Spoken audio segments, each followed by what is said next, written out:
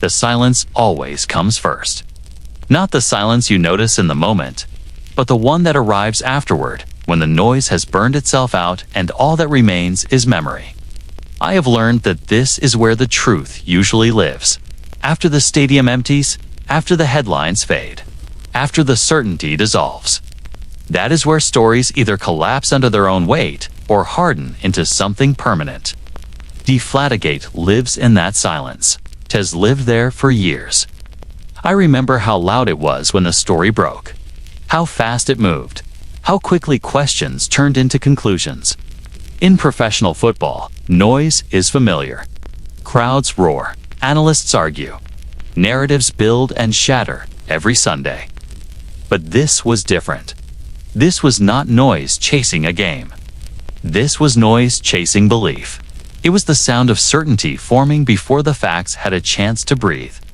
At first, it sounded small, a technicality. Air pressure, a pounds per square inch. A measurement so precise it felt absurd that it could carry moral weight.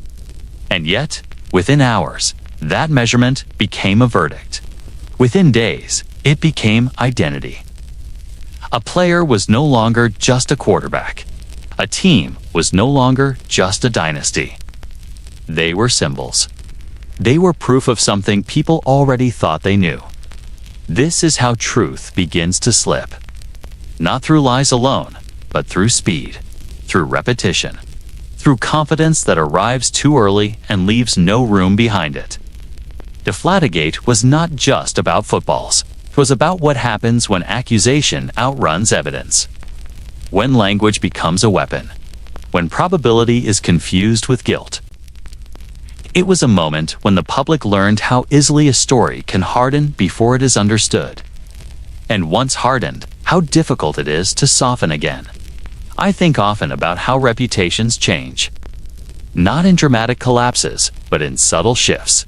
A word added to a name. A question that never fully goes away. You can deny it. You can outrun it. You can win championships in its shadow. But it remains suspended. Permanent. This is the kind of damage that does not announce itself. It settles quietly and waits. In January of 2015, the New England Patriots won the AFC Championship Game. On the surface, it was decisive, dominant. Another chapter in a dynasty that had come to define sustained excellence in the modern NFL. But almost immediately, the victory was reframed, not as achievement, but as suspicion. Something was wrong. Something felt off. And feeling, it turns out, was enough. What followed was not an investigation unfolding in real time. It was a narrative forming at full speed. Leaks without context. Measurements without agreement. Language that sounded legal but felt moral. And above all, certainty.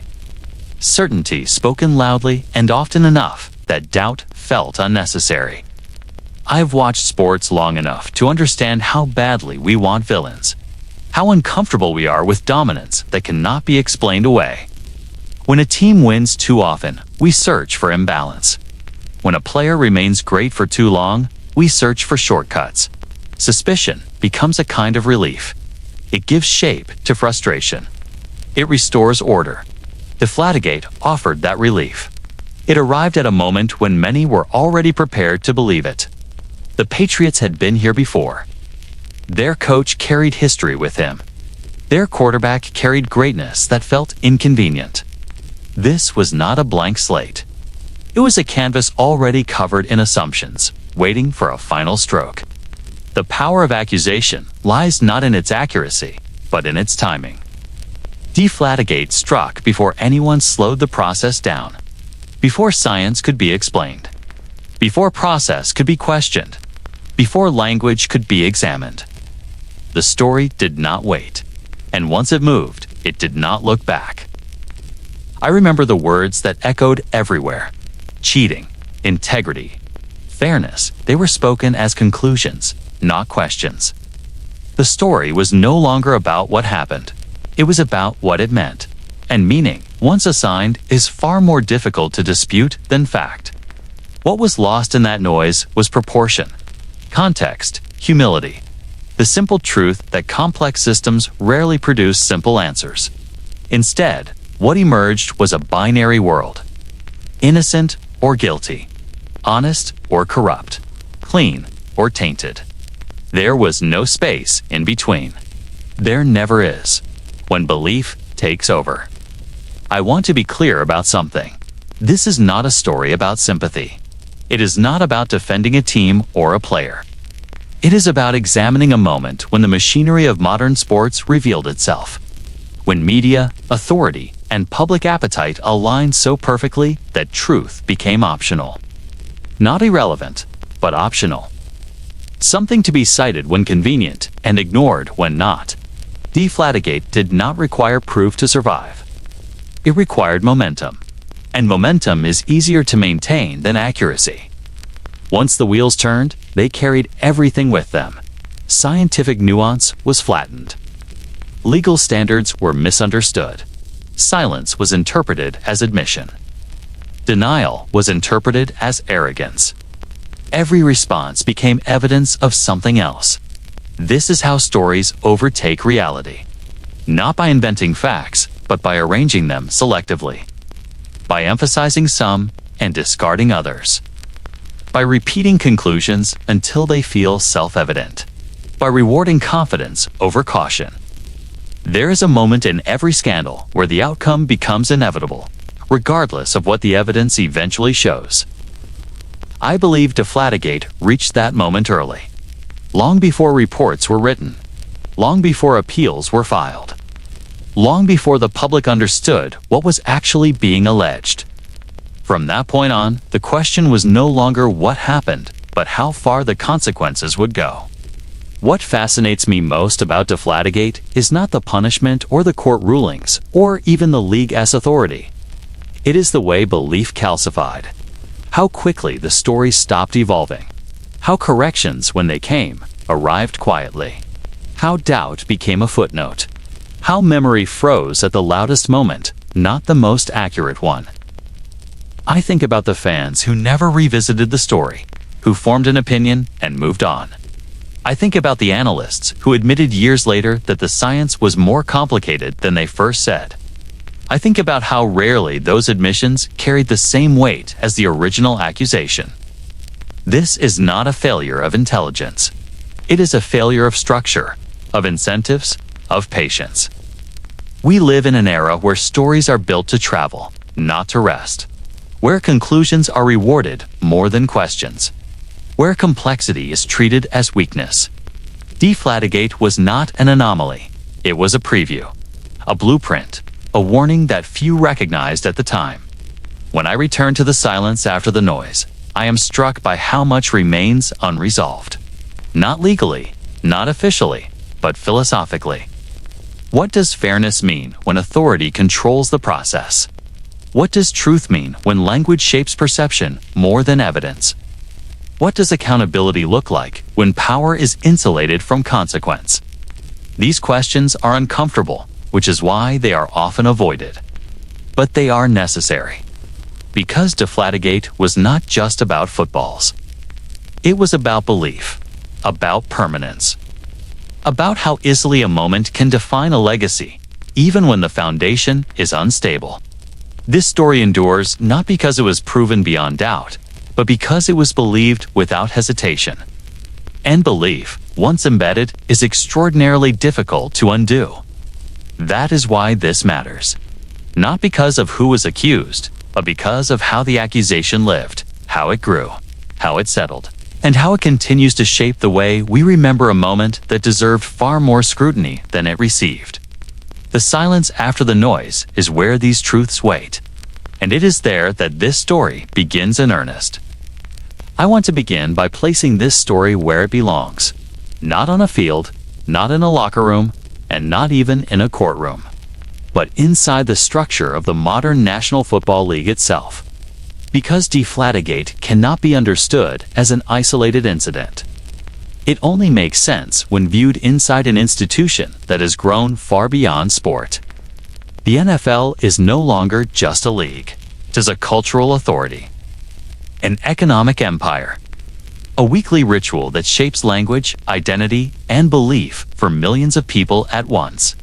When something goes wrong inside a structure this large, the consequences do not stay contained. For decades, the NFL has positioned itself as the most disciplined, most orderly, and most controlled league in American sports. It sells competitive balance as morality. It sells parity as fairness. It sells the idea that outcomes are earned cleanly, governed by rules applied evenly, and enforced without fear or favor. This image is not accidental. It is curated, protected, and reinforced by billions of dollars in media partnerships, labor agreements, and branding strategy. Integrity is not just a value for the NFL. It is a product. The New England Patriots entered the Deflategate era as the most visible symbol of that product's success. Sustained winning. Relentless preparation. A quarterback whose longevity defied precedent. A coach whose system seemed immune to chaos. But success at that scale attracts something else as well. Suspicion. Not because of evidence, but because dominance unsettles people. It creates imbalance. And imbalance invites explanation. By the time Deflategate emerged, the Patriots were not operating on neutral ground. Their past had already shaped how the public would receive any allegation. Spygate was years behind them, but memory does not decay evenly. Certain moments linger because they confirm something people want to believe. That history meant Deflategate did not arrive as a question. It arrived as confirmation. And confirmation is far more powerful than discovery. This is where the anatomy of a modern scandal begins to reveal itself. Not with wrongdoing, but with readiness. The public was ready. The media was ready. The league, whether consciously or not, was ready. When the initial reports surfaced, the environment was already primed for certainty. There was no vacuum to fill, only an existing narrative waiting for reinforcement. Media acceleration played a decisive role. In an earlier era, stories unfolded over weeks. Experts were consulted. Contradictions were examined. In 2015, stories unfolded in minutes. Hot takes replaced analysis. Repetition replaced verification. The speed of coverage created the illusion of depth. The louder and more frequent the discussion became, the more settled the conclusion felt. Deflategate became something more than football almost immediately. It entered the language of morality. Cheating is not a technical violation. It is a character judgment. Once that word entered the conversation, the parameters changed. Scientific explanations sounded like excuses. Legal nuance sounded like evasion. Silence sounded like guilt. The story was no longer about air pressure. It was about trust. This documentary exists because that transformation deserves scrutiny. Because the layers beneath Deflategate were complex, technical, and often misunderstood. There was science involved, but it was simplified beyond recognition. There was law involved, but it was filtered through headlines rather than comprehension. There was narrative involved, and that narrative proved more durable than any report or ruling that followed. At the center of this story is a tension that defines modern sports. The tension between authority and transparency. The NFL operates with centralized power. The commissioner has broad discretion. Discipline is enforced internally. Appeals are limited. This structure is defended as necessary for order. But it also creates an environment where process can appear opaque and where outcomes can feel predetermined even when they are not. Deflategate tested that structure publicly. It forced fans to confront how much power the league holds over its own narratives. When the Wells report was released, many read its conclusions without understanding its standards. Legal language was mistaken for factual certainty.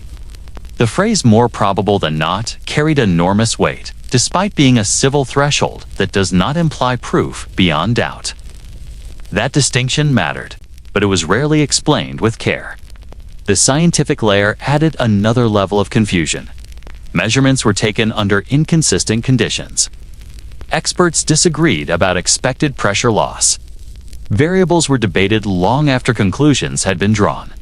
For most people, the science was inaccessible. And when science becomes inaccessible, belief fills the gap. What makes Deflategate endure is not what was decided, but how it was absorbed. The public memory of this scandal was shaped in its earliest moments. Corrections arrived later. Clarifications arrived quietly.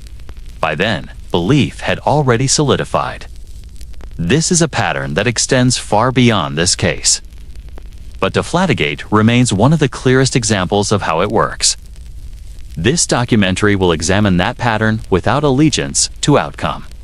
It will not argue innocence or guilt as a slogan. It will examine evidence, language, incentives, and structure. It will look at why certain interpretations traveled faster than others. Why some voices were amplified while others were dismissed. Why authority was trusted even when explanation was thin. It will also ask why this story mattered so deeply to so many people. Why fans invested emotionally in a technical controversy. Why outrage felt satisfying. Why certainty felt necessary. Sports are not just entertainment. They are identity. And when identity feels threatened, people respond defensively. I am not interested in relitigating Deflategate for the sake of controversy. I'm interested in understanding how a modern scandal is built, sustained, and remembered. Because the same forces that shape this story continue to shape others. They shape how we interpret accusations, how we assign blame, how quickly we decide who deserves grace and who does not. What follows will move carefully through each layer of this story. From the night it began, to the structures that carried it forward, to the legacy it left behind. Not to provide comfort, but to provide clarity. Because clarity is the one thing this story never truly received. Deflategate mattered beyond the field because it revealed how easily truth can become secondary to momentum. It showed how power protects itself through language. It exposed the fragility of trust in institutions that demand belief but resist examination. This is not a story about footballs. It is a story about belief systems. And once belief replaces understanding, the damage lasts far longer than any suspension.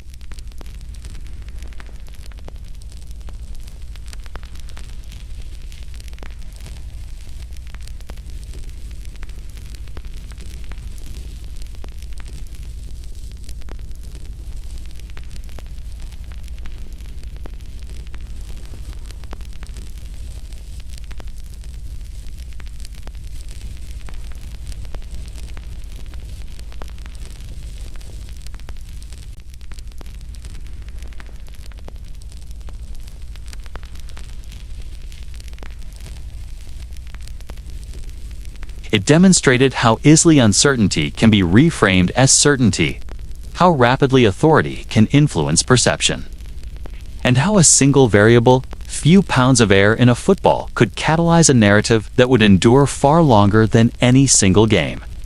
This is where Deflategate truly began.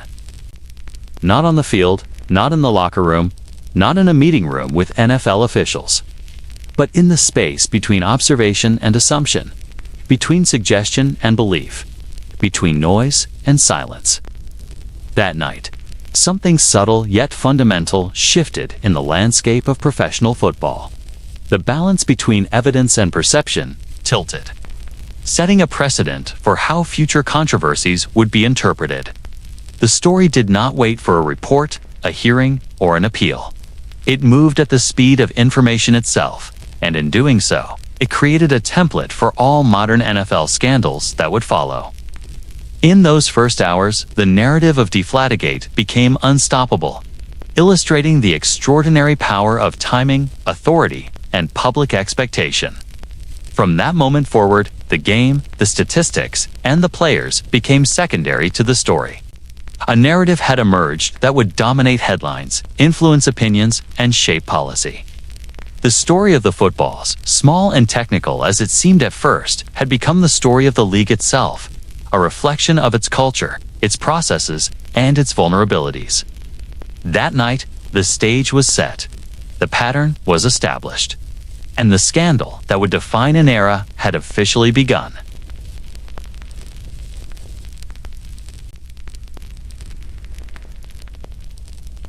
But of a dynasty that had become the standard against which every other team in the league would be measured. By that point, they had already secured multiple Super Bowl titles under the leadership of Bill Belichick and Tom Brady, two figures whose reputations were almost mythic. Belichick was known for his meticulous preparation, a mind attuned to every detail of the game, able to anticipate opponent strategies with uncanny accuracy.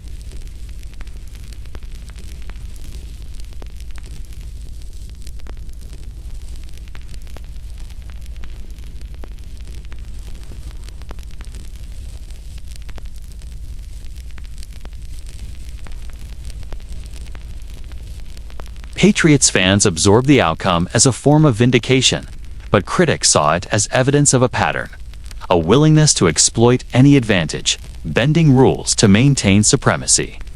Spygate created an institutional memory that would define how the Patriots were perceived in all subsequent controversies, including Deflategate.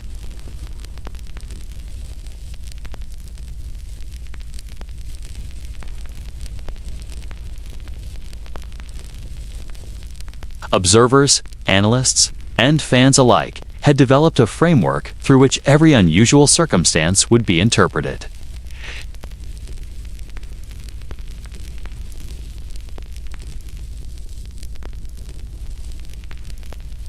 When reports of underinflated footballs emerged, they were immediately filtered through this existing lens.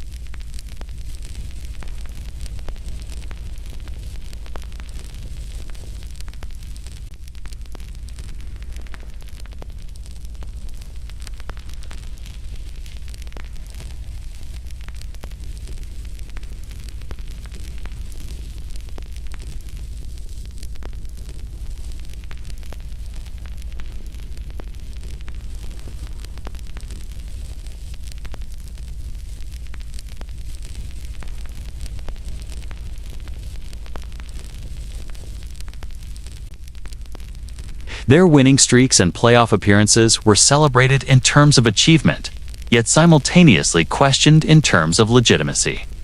Commentators, writers, and broadcasters often reflected the ambivalence felt by the wider audience, framing the team as a paragon of skill and a subject of suspicion at the same time. In this sense, the Patriots had become a narrative canvas upon which fears of cheating, manipulation, and moral compromise could be projected, whether those fears were justified or not. At the same time, internal culture contributed to the perception of secrecy and control. Belichick's leadership style was famously opaque. Practices were closed, media access was limited, and the team maintained a disciplined, almost monastic approach to preparation. While these methods were a source of competitive advantage, they also created a sense of inscrutability.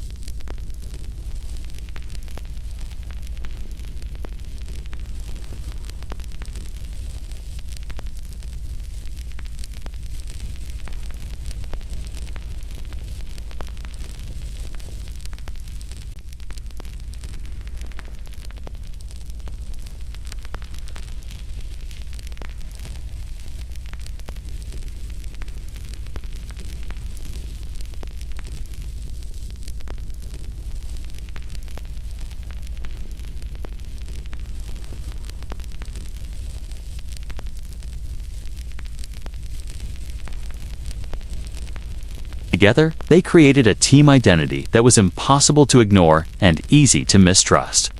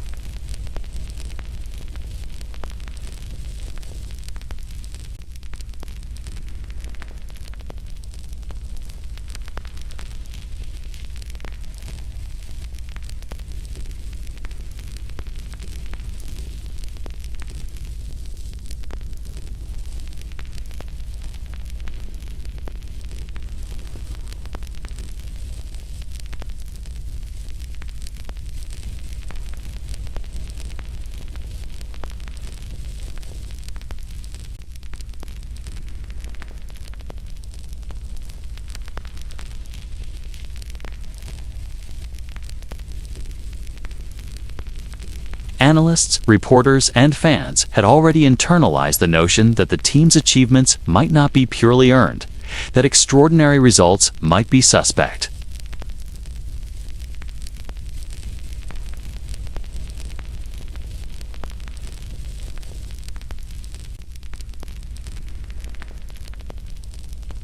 In this way, the Patriots before Deflategate were already the story. The dynasty's dominance, combined with the shadow of Spygate and the opacity of leadership, had created fertile ground for a narrative that would grow faster than any official finding could contain. Suspicion was embedded in the public consciousness, waiting for a catalyst. The events of that January night would provide it, and from that catalyst, Deflategate would emerge, fully formed and widely accepted as a crisis. The history of the team, the culture of the league, and the patterns of perception all contributed to a moment in which certainty replaced inquiry and judgment replaced evidence. This is why understanding the Patriots before Deflategate is essential. Without acknowledging the dynasty, the prior controversies, the narrative priming, and the cultural context, it is impossible to comprehend the speed and intensity with which the story spread. The allegations did not arrive in a vacuum. They arrived in a carefully prepared narrative ecosystem, one that was already inclined to interpret the unusual as evidence of the expected, and the technical as proof of the personal.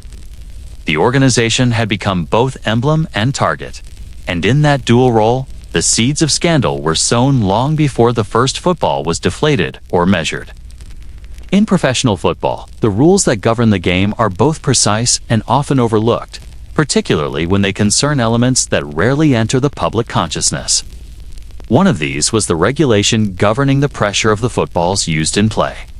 Measured in pounds per square inch, commonly referred to as PSI. The NFL mandates that footballs be inflated to a range between 12 and 13 pounds per square inch, a rule intended to ensure consistency and fairness, and to provide players with predictability in handling and passing.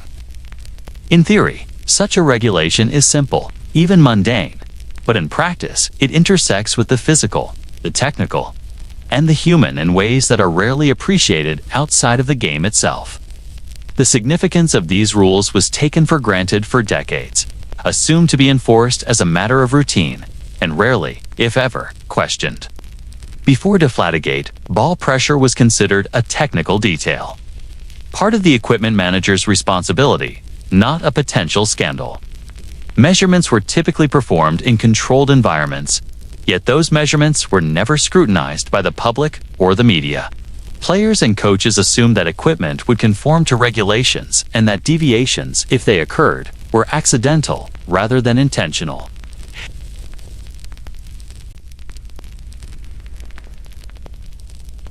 Officials checked footballs prior to games and occasionally during halftime. But reports of violations were rare and consequences were typically minor.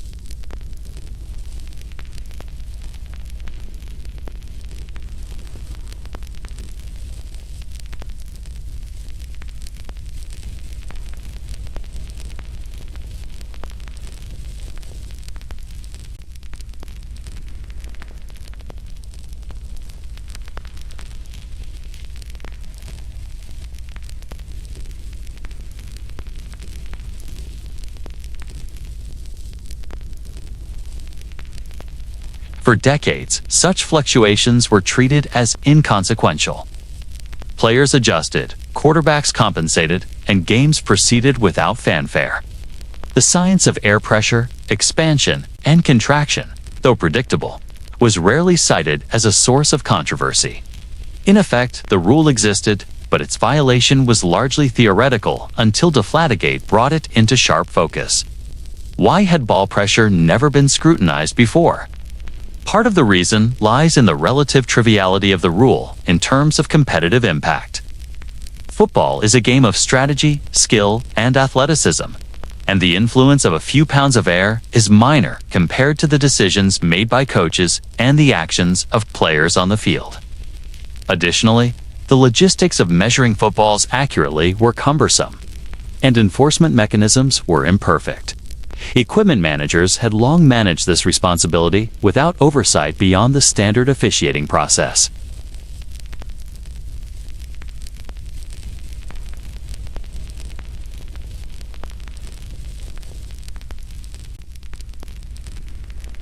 Yet in Deflategate, that obscure rule suddenly became the central axis of moral judgment. The very regulation that had been treated as a technicality was transformed into evidence of intent.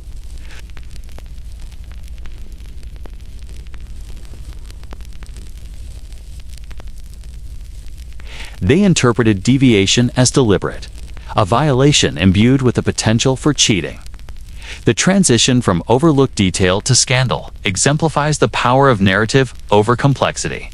The same rule, unchanged in its language and its enforcement procedures, had existed for decades without controversy, and yet, in a specific context, it became the fulcrum of a story that would dominate headlines and define reputations. Historically, the PSI rule had been rarely referenced in disciplinary actions. Teams occasionally received warnings when balls fell outside the prescribed range, but there had been no high-profile cases that suggested malicious intent.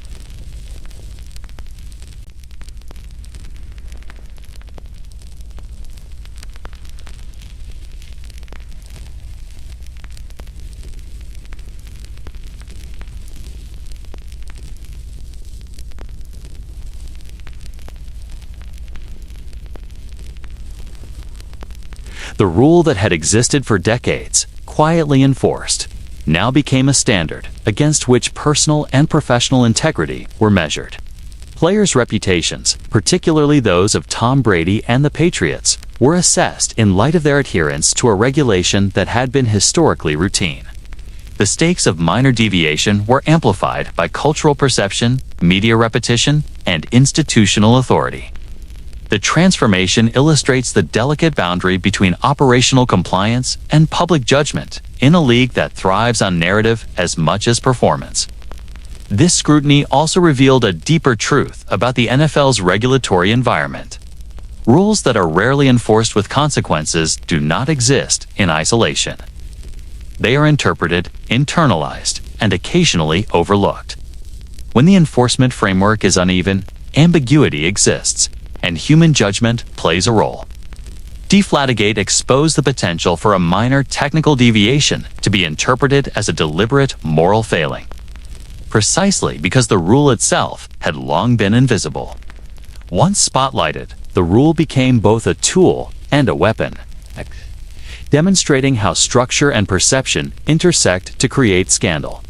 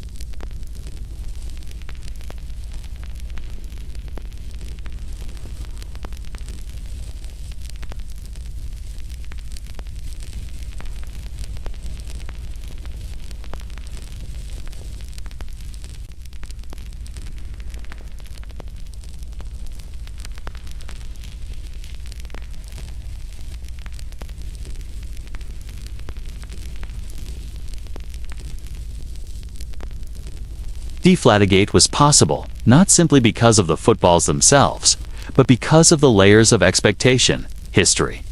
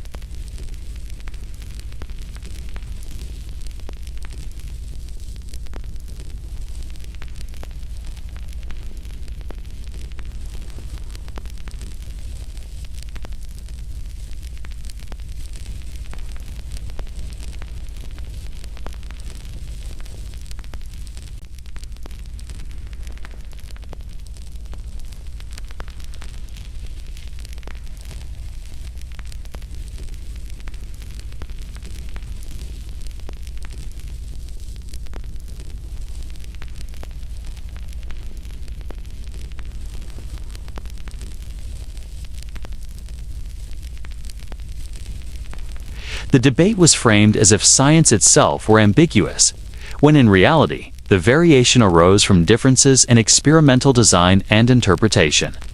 Even within the NFL, measurement inconsistencies complicated matters. Game officials checked footballs before kickoff and sometimes at halftime. But procedures were not standardized to the degree that would satisfy laboratory rigor. Gauges differed slightly. The technique of the person measuring influenced results, and environmental conditions varied between the locker room and the field.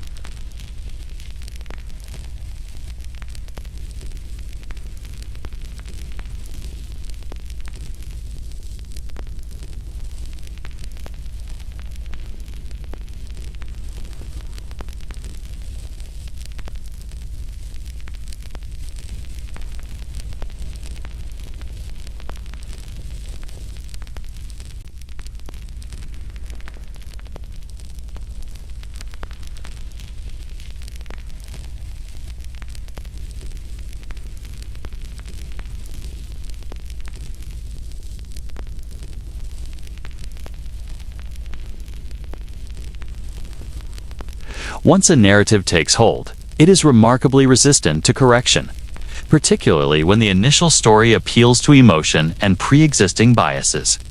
As a result, technical explanations how temperature affects air pressure, how gauge differences impact readings, how normal handling influences measurement were often lost in translation.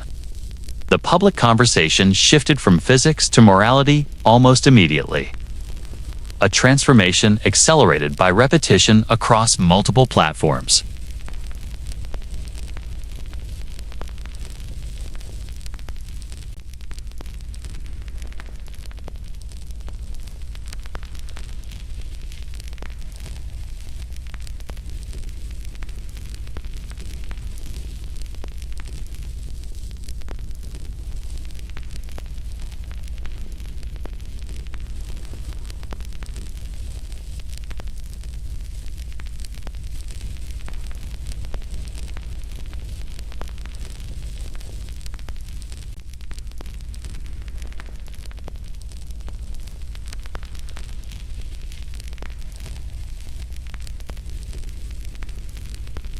Analysts recognized that their interpretations would influence public perception, league policy, and the reputations of high-profile figures.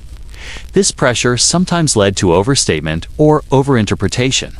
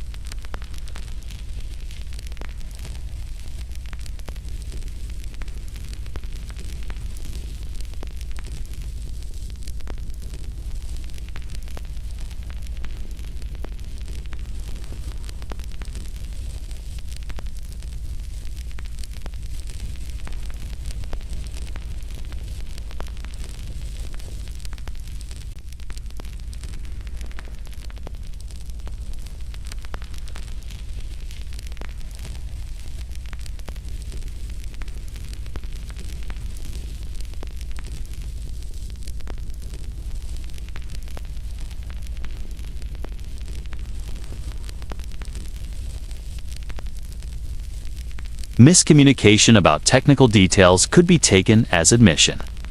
Disagreement among experts could be construed as concealment. Measurement inconsistencies, once mundane, became proof of deliberate action. The ordinary, under different circumstances, would have remained inconsequential. But in the charged atmosphere of Deflategate, it became extraordinary. The lesson from this phase of the scandal is clear. Technical complexity alone does not protect against public judgment. Scientific facts are filtered through perception, amplified by authority, and simplified by repetition. Even precise measurement cannot escape interpretation. What began as an exercise in physics, a question of temperature, pressure, and handling, became a test of credibility, character, and institutional authority. Deflategate demonstrates that when a story is constructed in an environment of certainty and primed suspicion, the science underlying the controversy is often subordinate to the narrative that frames it. Ultimately, the interplay of weather, measurement, and misunderstanding illustrates why Deflategate resonated so powerfully. The combination of technical nuance, environmental variability, and public misinterpretation created a perfect storm in which a minor operational irregularity was transformed into a national scandal. The focus on PSI, the disagreements among experts, and the inconsistencies in measurement did not prevent the narrative from solidifying. They became part of it. The physical properties of air and cold weather, rather than clarifying the issue, were used to reinforce suspicion, demonstrating how easily complexity can be weaponized in the court of public opinion. In this context, the narrative of Deflategate was less about air pressure and more about perception, trust, and authority. Science provided facts. But those facts were filtered, amplified, and misinterpreted in ways that served an existing story. The weather was immutable, measurement was imperfect, and understanding was incomplete. Yet the story required certainty. And so, from the beginning, Deflategate was as much a social, cultural, and psychological phenomenon as it was a technical dispute over footballs.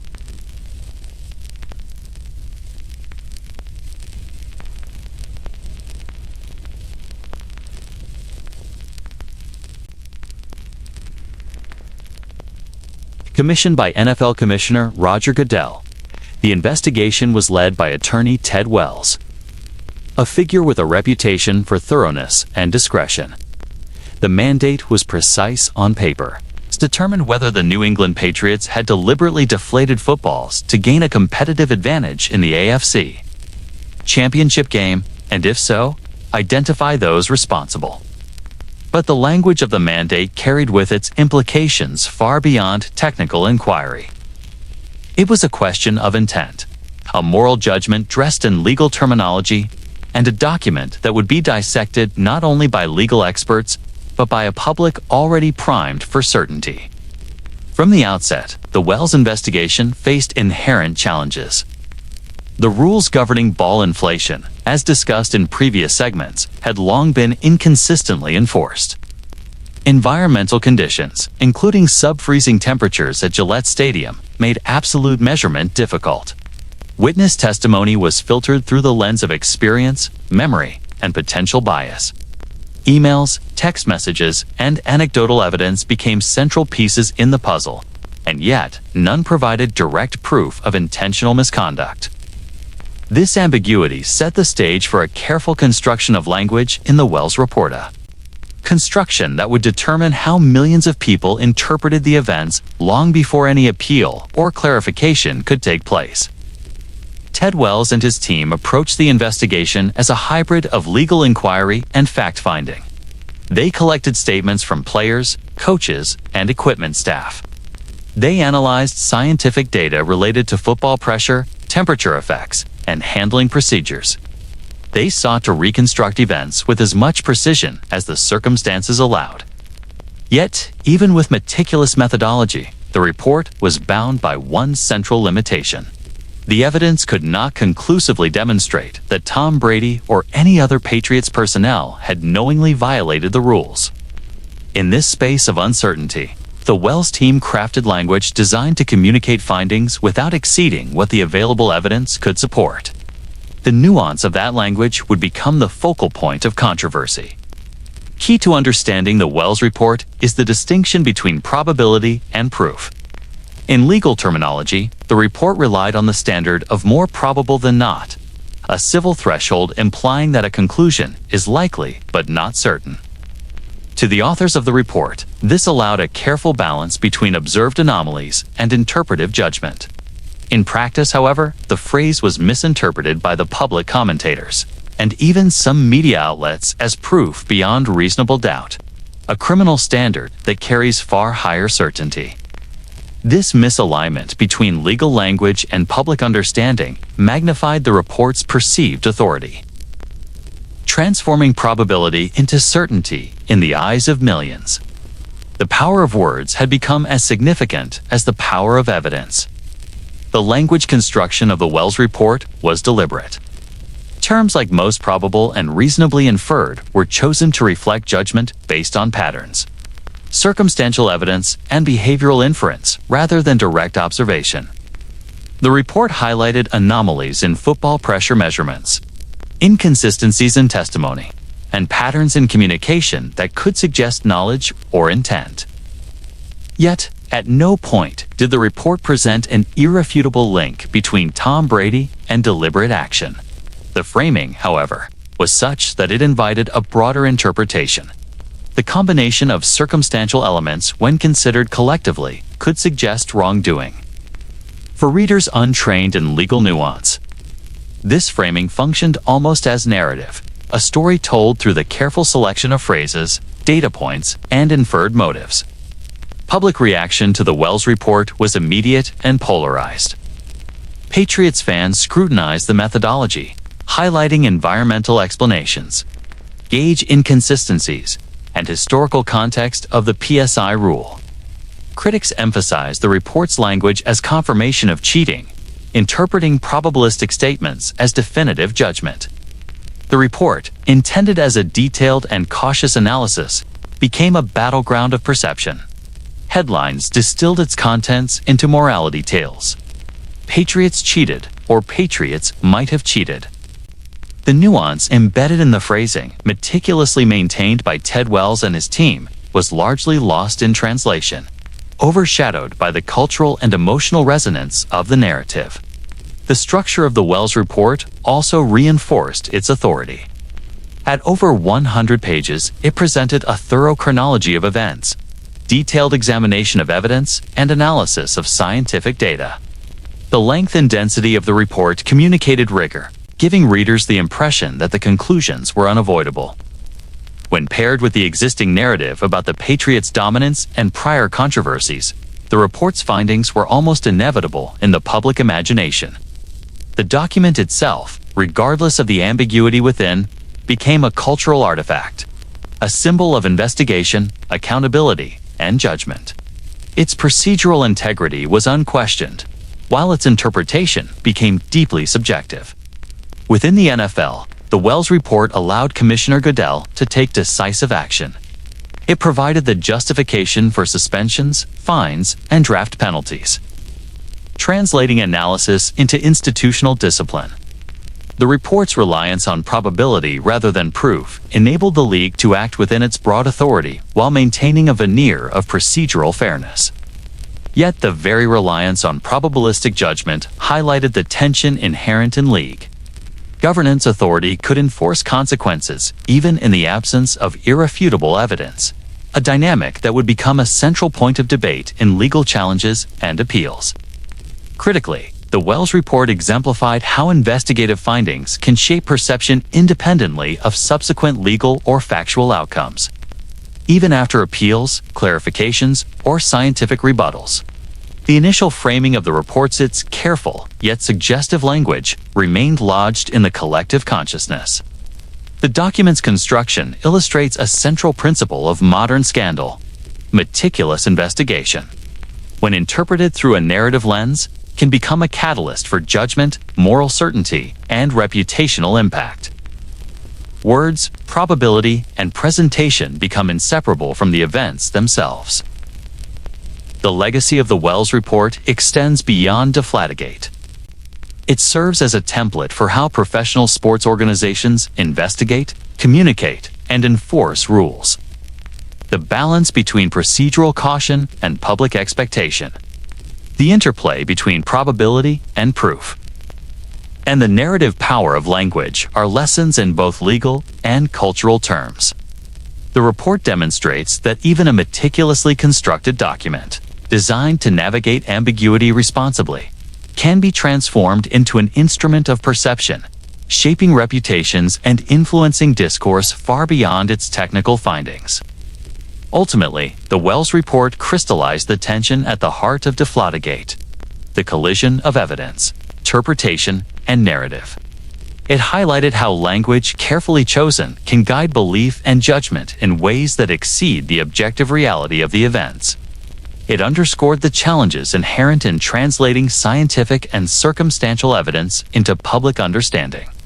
And it set the stage for the next phase of the saga, in which suspensions, appeals, and legal battles would test the limits of authority, fairness, and cultural memory. The report did not simply describe a potential violation, it created a framework through which that violation would be understood, debated, and remembered, ensuring that Deflategate would extend far beyond a single game, a single season, or a single organization.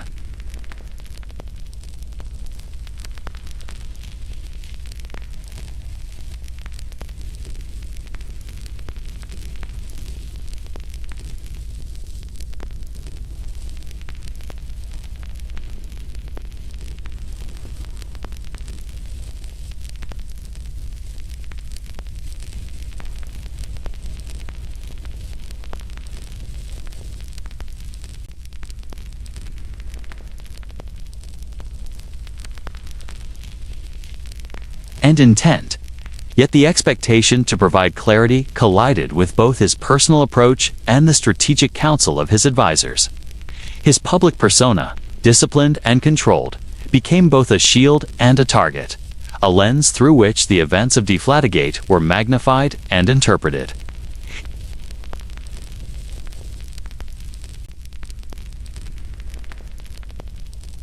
He acknowledged that the footballs had been underinflated, a fact confirmed by the league's measurements, yet he denied any knowledge of wrongdoing. The phrasing was careful, almost legalistic, reflecting an awareness that speculation and suggestion could have consequences far beyond the immediate game. "I played the game, I did my job, and I had no knowledge of anything wrong," he stated. To fans and observers familiar with his composure under pressure, the statement was consistent with his character. To critics and media outlets seeking definitive judgment, it was seen as evasive, a sign that he was hiding something. In the environment of amplified suspicion, denial alone became ambiguous, and ambiguity was easily transformed into implication. Compounding this perception was Brady's refusal to provide his personal phone for inspection during the Wells investigation. From a legal and procedural standpoint, his decision was defensible. Personal devices are private, protected, and, in most cases, beyond the reach of investigators without consent or formal subpoena.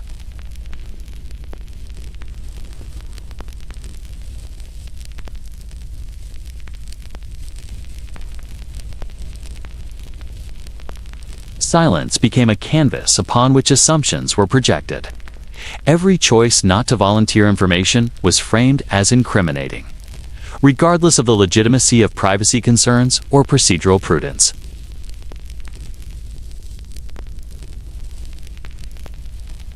The broader consequence of Brady's silence was not limited to perception. It influenced the tone and content of the Wells report, where investigators were forced to rely on circumstantial evidence, communication patterns, and testimonial gaps to draw conclusions. Brady's strategic decision to protect personal privacy intersected with investigative methodology in a way that magnified suspicion. Analysts would later note that this intersection between what is legally permissible and what is culturally expected highlighted the difficulty of navigating high-profile scrutiny in professional sports. The standards applied to public figures often exceed those applied to ordinary participants, a dynamic Brady experienced acutely.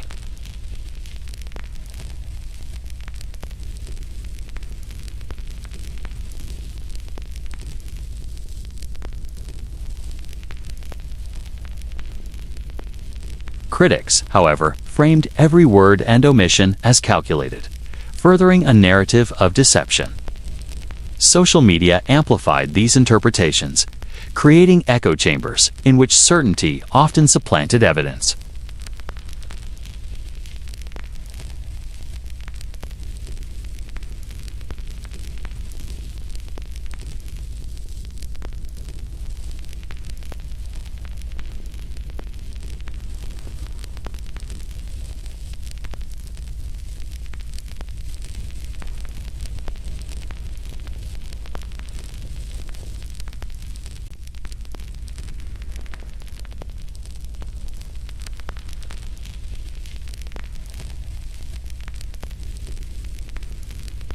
Each interview, statement, or refusal to disclose information carried ramifications that extended beyond the immediate scandal.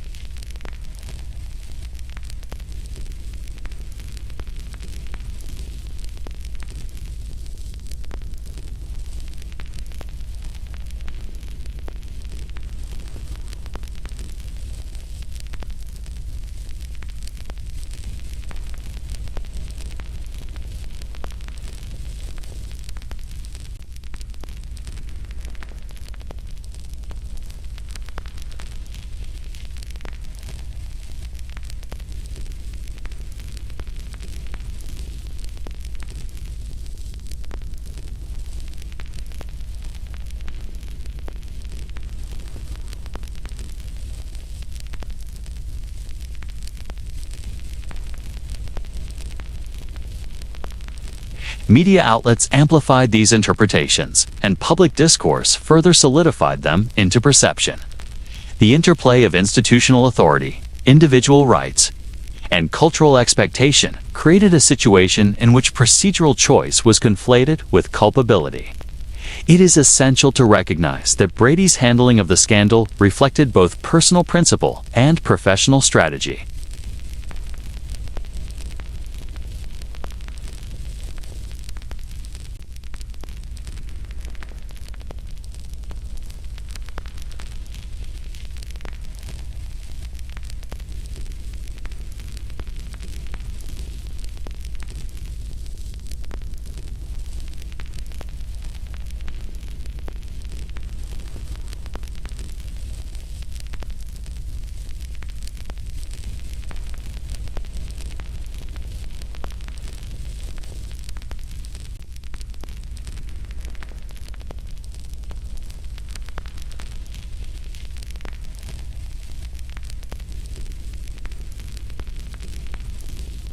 Individual action statements, refusals, silence intersected with institutional authority, media interpretation, and public sentiment to create a narrative ecosystem.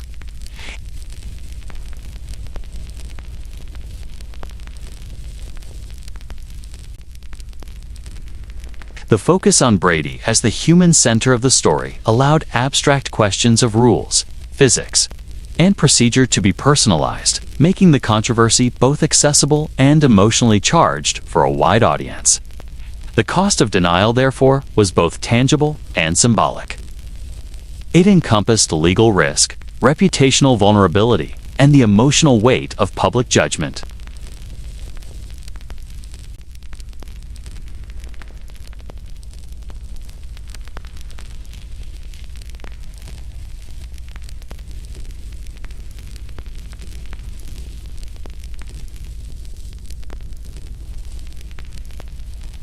His experience exemplifies the collision between professional performance, individual agency, and the interpretive machinery of media, institution, and public opinion. In this way, Deflategate became not merely a story about footballs, but a meditation on the fragility of reputation in an environment where certainty often supplants evidence.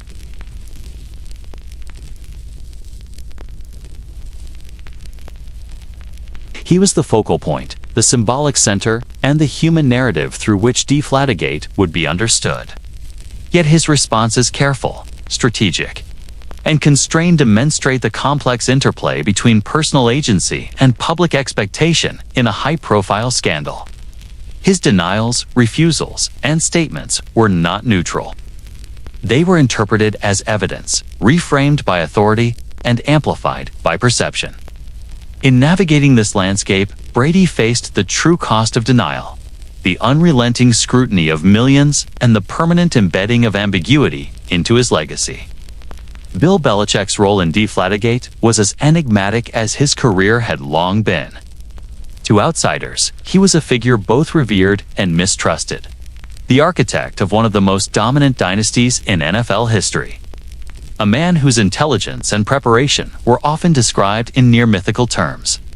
Yet for all his brilliance, he was equally defined by a remarkable capacity for strategic distance.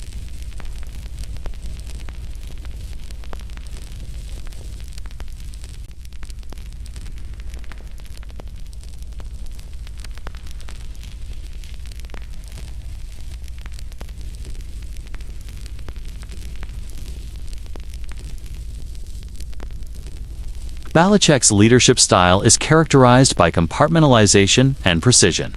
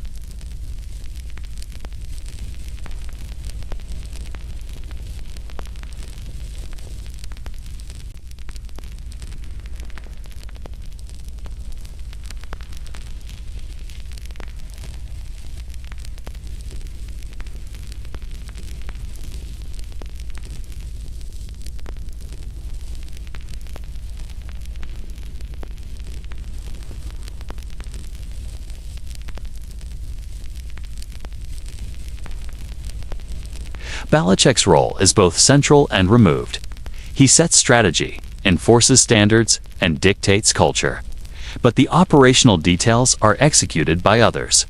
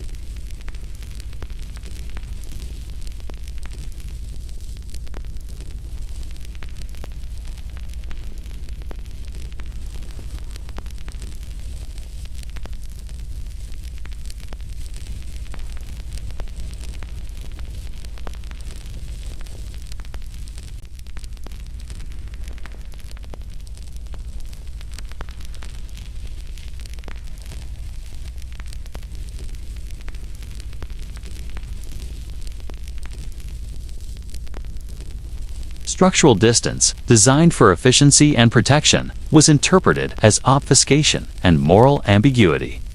Responsibility without fingerprints became a defining motif in the investigation. Belichick's leadership ensured that accountability was centralized in terms of ultimate authority. Yet the operational execution of tasks such as football, inflation, handling, and preparation was distributed among staff. This arrangement allowed for plausible deniability, while simultaneously making the head coach the symbolic locus of judgment. Investigators and commentators alike speculated about what he knew, when he knew it, and whether delegation could constitute complicity.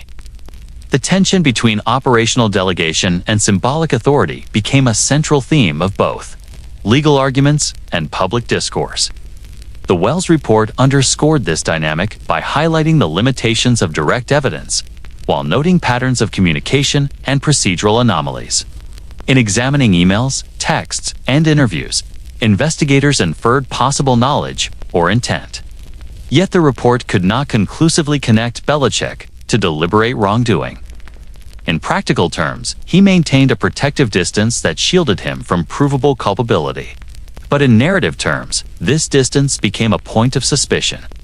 The structural hierarchy of the Patriots, once a matter of operational efficiency, was reframed as a potential tool for concealment and control, demonstrating how organizational design can intersect with perception in high-profile controversies. Belichick's reticence in public commentary reinforced this structural distance. He rarely addressed the specifics of Deflategate, limiting statements to general assertions of compliance, respect for the investigative process, and commitment to the team. To supporters, these statements were consistent with a disciplined, focused leader. To critics, they were evasive, calculated, and emblematic of an organization willing to obscure accountability. The ambiguity created by these statements allowed the narrative to oscillate between innocence and culpability, a tension that fueled media coverage and public debate. This dynamic illustrates a broader truth about authority in professional sports. Leaders are accountable not only for their direct actions, but also for the structures they create. Belichick's system of delegation and compartmentalization allowed the Patriots to operate at peak performance. But it also positioned him as a central figure in perception, where suspicion could thrive in the absence of direct evidence. Responsibility and control were inseparable, yet operationally distributed. The contrast between procedural reality and public interpretation is emblematic of the structural and cultural forces that define Deflategate. The coach's capacity for strategic distance also reflects his understanding of institutional and media dynamics. Belichick's career had taught him the power of silence, the advantage of control over information, and the necessity of procedural rigor. In a league where perception often rivals performance, these qualities, while beneficial in competitive contexts, became points of scrutiny during Deflategate. Every omission, measured statement, or procedural delegation was interpreted within a moral and cultural frame, amplifying the tension between operational discretion and public judgment. Ultimately, Belichick's leadership style both protected and exposed him. The hierarchical organization he oversaw insulated him from direct evidence while concentrating symbolic responsibility. His minimal public commentary, combined with meticulous operational oversight, created a scenario in which structural distance was interpreted as moral ambiguity. Deflategate demonstrates that in high-profile controversies, leadership is measured not only by action, but also by perception. The head coach, even when physically or procedurally removed from the incident, becomes the anchor of accountability. The personification of organizational intent and the focal point of judgment in a story where direct evidence may be absent. In understanding Deflategate, it is therefore essential to examine the interplay between authority, structure, and perception. Belichick's role exemplifies how operational delegation, disciplined silence, and hierarchical insulation can be both protective and politically fraught. The complexity of leadership, when intersecting with scandal, transforms ordinary procedural structures into narrative leverage points, shaping the trajectory of public interpretation, legal inquiry, and cultural memory. The structural distance that defined Belichick's leadership became central to the story, illustrating that, in professional sports, control, responsibility, and perception are inextricably linked, and that the architecture of authority can simultaneously shield and expose those at the apex of power.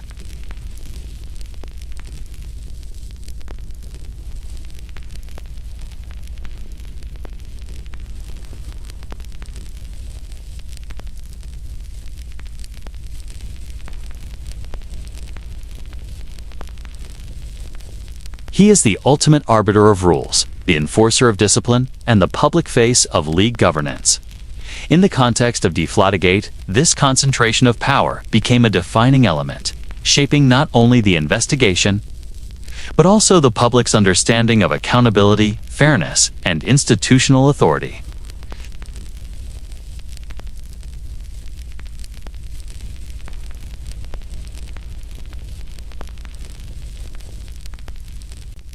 The NFL commissioner's power structure is designed to centralize authority, enabling decisive action across a vast, multi-billion-dollar enterprise. The commissioner has broad discretion to interpret league rules, adjudicate disputes, and impose penalties on teams and players.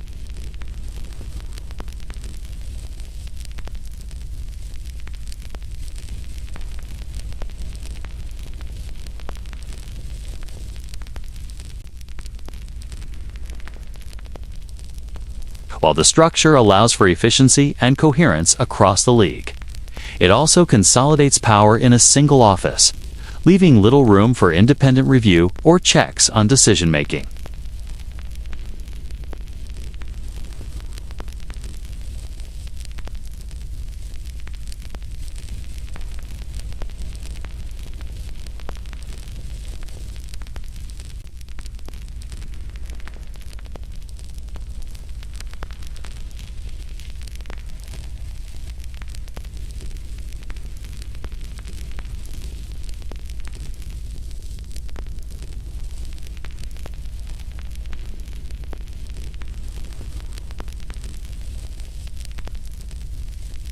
In Deflategate, Goodell exercised this authority by reviewing the Wells report, consulting legal counsel.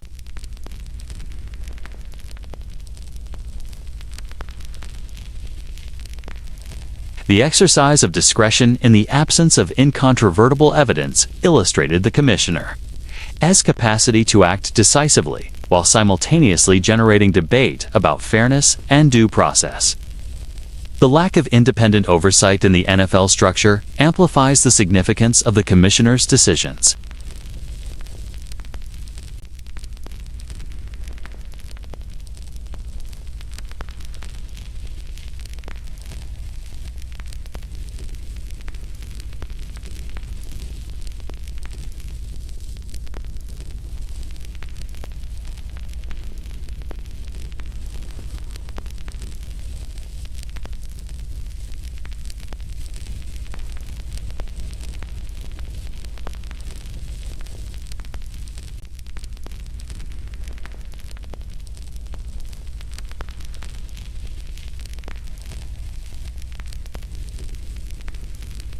Goodell's decision-making process during Deflategate illustrates the practical application of absolute authority. After receiving the Wells report, he reviewed the evidence, analyzed the legal and procedural context, and determined penalties consistent with his interpretation of league rules.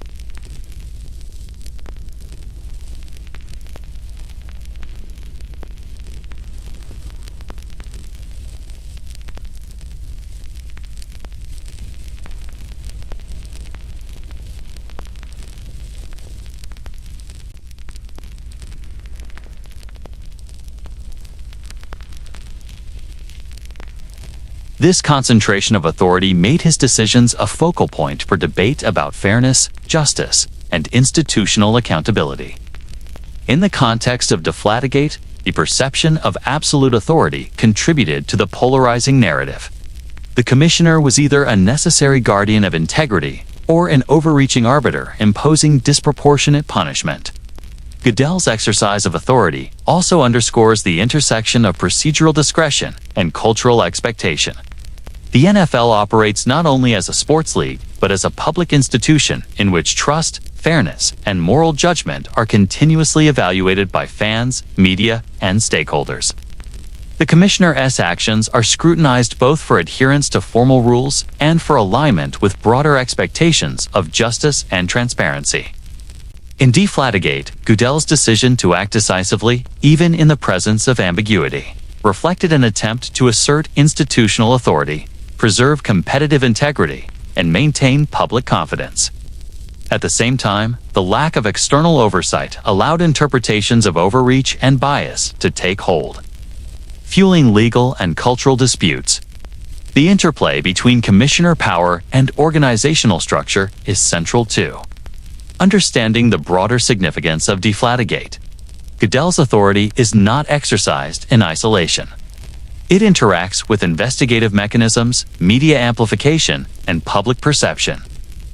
The Wells report provided a technical and legal foundation for action, yet its interpretation and enforcement rested entirely on the commissioner.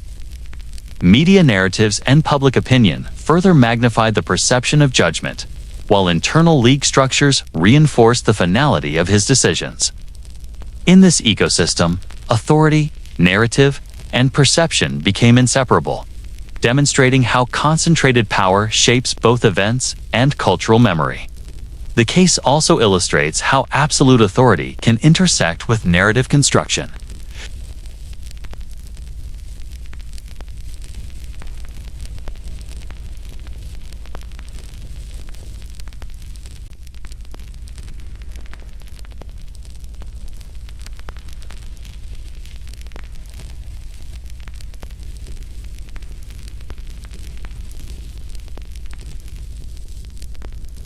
The authority exercised by Goodell effectively transformed procedural decisions into cultural statements, shaping perceptions of fairness, responsibility, and institutional legitimacy.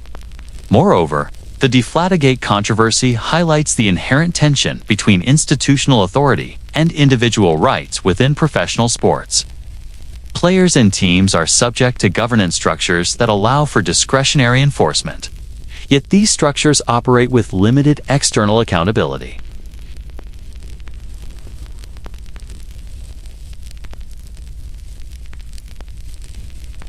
And media coverage intersected with the commissioner's decisions, creating a complex matrix in which procedural correctness, personal reputation, and cultural perception were constantly in tension.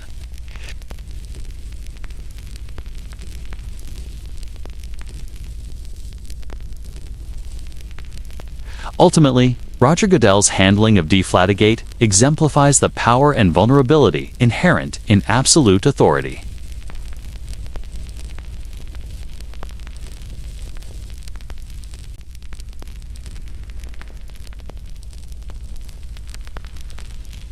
At the same time, the lack of independent oversight magnifies scrutiny, invites criticism, and transforms procedural decisions into symbols of broader ethical and cultural judgment. Deflategate was therefore as much a reflection of the NFL's structural authority as it was of the events on the field, demonstrating how centralized power interacts with narrative, perception, and legacy.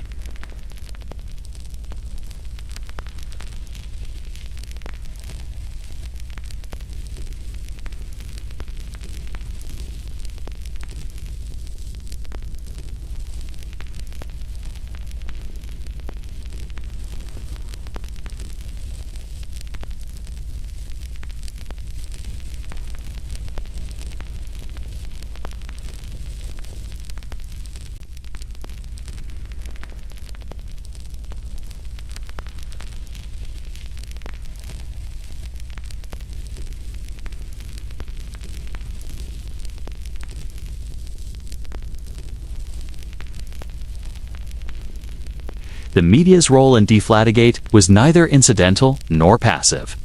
It was the engine that transformed a technical irregularity into a cultural spectacle.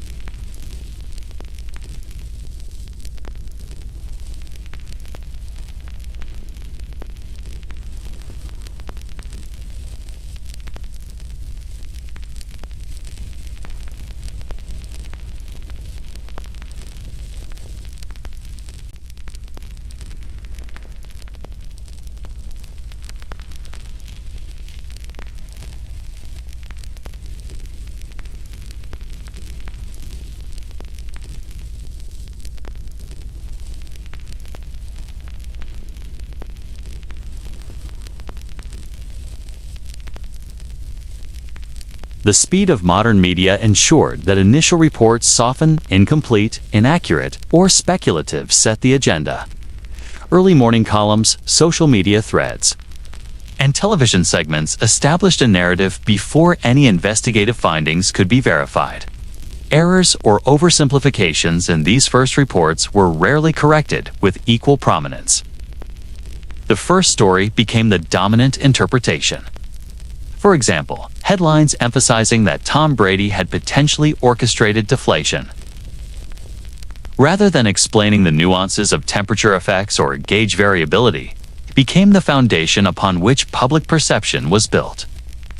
The media, intentionally or otherwise, created a lens of suspicion that shaped subsequent discourse and framed the story as a moral issue rather than a technical or procedural one. Opinion increasingly replaced inquiry as the dominant mode of coverage. Analysts, pundits, and commentators were incentivized to provide definitive judgments, often without access to the full body of evidence. Speculative language, rhetorical questions, and interpretive assertions became standard.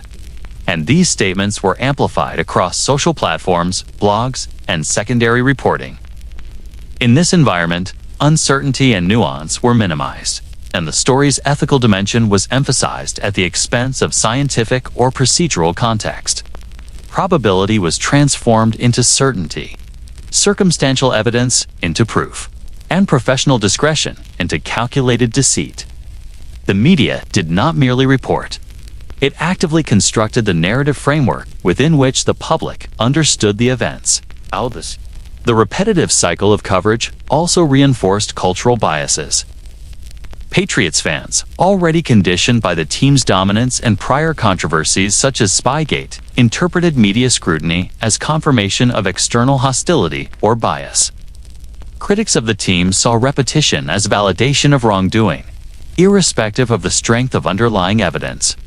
In this sense, the media machine served to solidify existing narratives and amplify emotional investment, creating a feedback loop in which reporting, interpretation, and audience perception interacted continuously. The line between observation and judgment became increasingly blurred as the story evolved. Media framing also emphasized the human drama inherent in the scandal. Rather than focusing on abstract technicalities such as air pressure, gauge calibration, or procedural inconsistencies, coverage highlighted personalities, emotions, and conflicts. Tom Brady's silence, Bill Belichick's reticence, and Roger Goodell's authority were all presented in morally charged terms. Every action or inaction was analyzed, interpreted, and publicized as evidence of character. The technical elements of the story, while central to the actual controversy, were often subordinated to the drama of accusation and defense.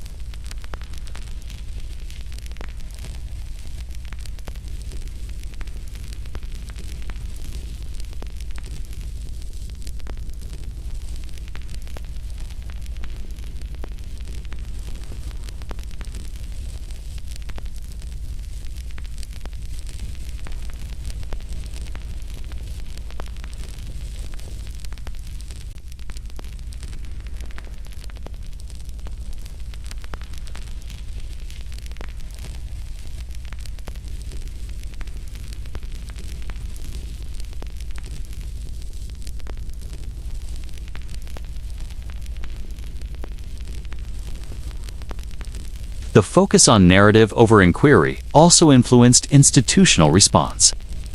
Public perception, shaped by relentless media coverage, created pressure on league officials to act decisively. Commissioner Goodell, aware of the intense scrutiny and the reputational stakes for the NFL, had to navigate a landscape in which inaction could be interpreted as complicity or weakness. Media amplification of initial reports created a sense of urgency, framing the situation as a test of integrity for the league and its leadership. The media, in this way, not only reported events, but actively shaped the stakes and contours of institutional decision-making. The cycle of repetition, opinion, and amplification created an environment in which perception often outpaced evidence. Scientific explanations, procedural ambiguity, and legal nuance were consistently filtered through interpretive frameworks designed to elicit judgment and reaction. The narrative of wrongdoing became entrenched, with every subsequent report reinforcing the initial framing. The media did not merely document the scandal. It was an active participant in constructing the moral and cultural significance of Deflategate, determining which voices were amplified, which questions were posed, and which interpretations became dominant. Ultimately, the activation of the media machine illustrates the power of modern communication in shaping public understanding of scandal. Repetition solidified perception, opinion supplanted detailed inquiry, and emotional resonance amplified impact. In the case of Deflategate, the media machine transformed a technical debate about footballs into a national conversation about morality, trust, and integrity, creating a cultural narrative that would persist long after the details of the investigation were debated. The interplay of coverage, commentary, and audience perception ensured that Deflategate became more than a game day anomaly. It became a defining moment in the intersection of sports, media, and public judgment. The media's influence did not simply report the events of the AFC Championship Game. It created the framework through which the entire saga would be interpreted. Repetition reinforced narrative certainty. Talk show cycles magnified suspicion. And the blending of opinion with reporting ensured that moral judgment often preceded factual resolution. In this way, Deflategate became a case study in how modern media can construct reality, transforming uncertainty into moral drama and elevating a technical anomaly into a cultural flashpoint that engaged fans, officials, and commentators alike. Broadcast money and editorial decisions are inseparable from the narrative dynamics of modern professional sports.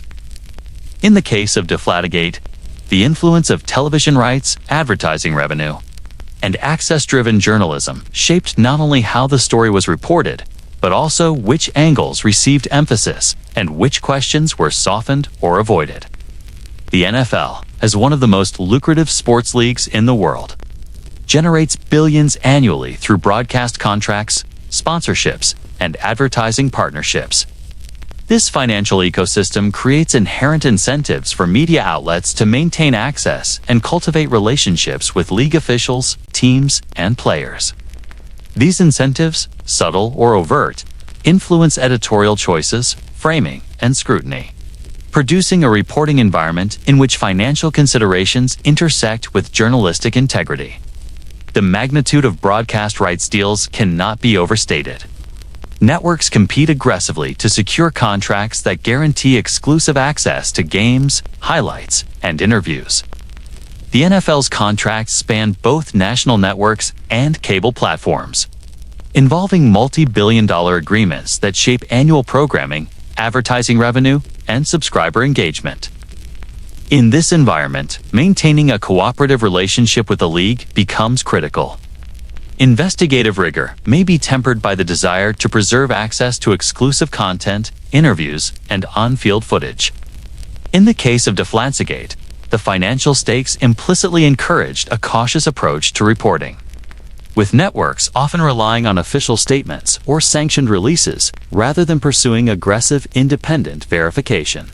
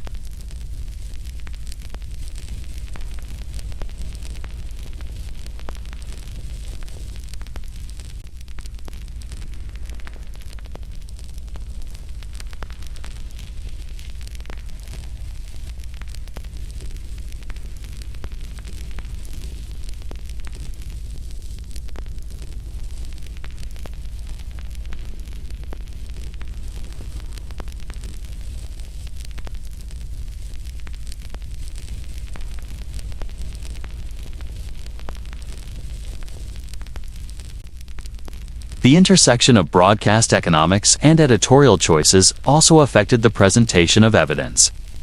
Scientific debates about air pressure, environmental factors, and measurement discrepancies were condensed or simplified for broad consumption. Legal nuances, appeals processes, and internal league procedures were similarly abridged or framed in moral terms. The result was a narrative that emphasized certainty, culpability, and character, while the technical and procedural complexity remained largely in the background. Networks, dependent on advertising revenue and audience engagement, favored clarity over nuance, drama over ambiguity, and spectacle over meticulous explanation. Sponsorship considerations further reinforced this dynamic. Advertisers and commercial partners prefer programming that sustains audience attention and aligns with cultural narratives. Controversies that are emotionally charged, morally resonant, and narratively straightforward attract viewers and maintain ratings. Deflategate, with its focus on star athletes, ethical dilemmas, and institutional authority, fit this model precisely. Coverage that emphasized the human drama of alleged misconduct generated engagement, while in-depth technical analysis or nuanced discussion risked diluting audience interest. Financial and cultural incentives converged to create a media environment predisposed to narrative simplification and moral framing. The financial underpinnings of coverage also contributed to a form of self-censorship. Journalists and editors, conscious of the league's influence on programming and relationships, often avoided speculative reporting that could jeopardize cooperation. Even when independent verification or investigative reporting could have provided clarity, the risk-reward calculus favored adherence to official narratives or reliance on sanctioned sources. This dynamic ensured that the initial framing of the story emphasizing potential misconduct and moral judgment reinforced by repetition, amplification, and selective emphasis. The editorial environment, shaped by economic pressures, became a reinforcing mechanism for the broader narrative of Deflategate. Moreover, the influence of broadcast money shaped the timing and intensity of coverage. Major networks coordinated the release of segments to maximize audience engagement, often coinciding with primetime programming, post-game analysis, or high-visibility shows. Repetition across platforms, combined with emotionally charged commentary, created an environment in which the story became inescapable. Viewers were exposed to consistent framing across multiple channels, enhancing the perception of certainty and reinforcing the narrative of culpability regardless of technical nuance or procedural ambiguity. The reliance on league cooperation also affected the selection of expert voices. Analysts with official or semi-official ties to the league were more likely to be featured, shaping interpretation in ways that aligned with institutional priorities. Contrarian voices, scientists questioning methodological assumptions, or legal experts emphasizing procedural limitations were less frequently highlighted, reducing the complexity of public understanding.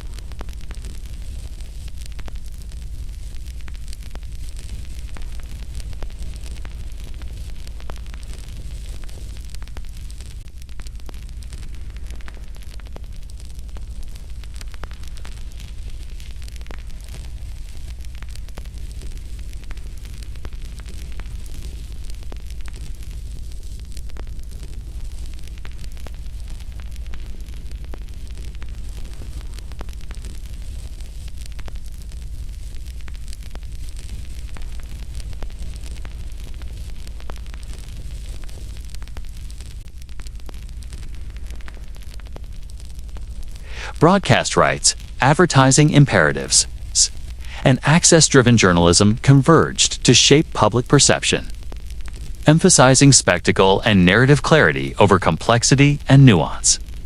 Deflategate became a lesson in how modern media, influenced by economic and institutional factors, constructs reality, selectively amplifies evidence, and prioritizes drama over investigation. The financial architecture of coverage, combined with the repetition of dominant narratives, ensured that the story remained culturally resonant, morally charged, and institutionally impactful long after the technical questions were scientifically addressed. In this context, Deflategate demonstrates that modern scandals in professional sports are as much about perception management as they are about rules and evidence. The machinery of broadcast money and editorial choice operates silently, shaping which questions are asked, which voices are amplified, and which aspects of the story are muted. The economics of access and revenue intersect with journalistic practice to produce coverage that is simultaneously authoritative, partial, and culturally resonant. The financial ecosystem surrounding the NFL ensured that Deflategate would be more than a technical controversy. It would be a narrative spectacle, shaped by incentives as much as by facts.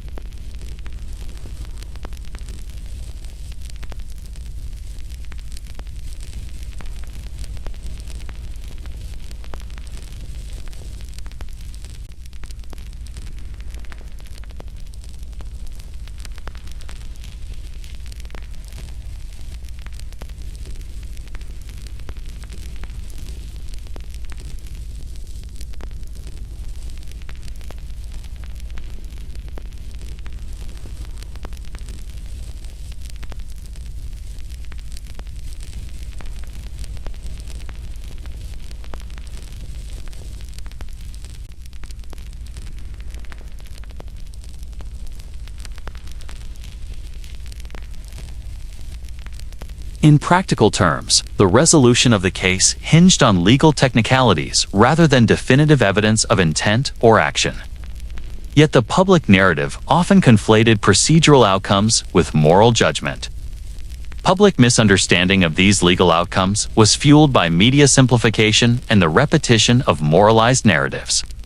Headlines framed victories and losses in binary terms, while the actual legal documents were dense, filled with procedural language, and focused on rights, notice, and contractual interpretation rather than definitive conclusions about guilt or innocence. Analysts on talk shows and opinion columns often presented the rulings as ultimate proof of either misconduct or exoneration, despite the legal reality that the decisions were fundamentally procedural. The result was a collective confusion in which the public assumed clarity where none existed, and moral judgment often supplanted procedural interpretation. The juxtaposition of federal rulings and arbitration decisions also highlighted tensions between institutional authority and legal oversight. The NFL's internal structures, designed to enforce discipline and maintain competitive integrity, were challenged by external judicial authority, creating a legal dynamic in which multiple interpretations of legitimacy coexisted. The federal courts emphasized fairness and process, while the league and its commissioner emphasized the maintenance of authority and precedent. Arbitration, as an intermediary mechanism, reflected a hybrid approach, legally constrained, yet organizationally embedded.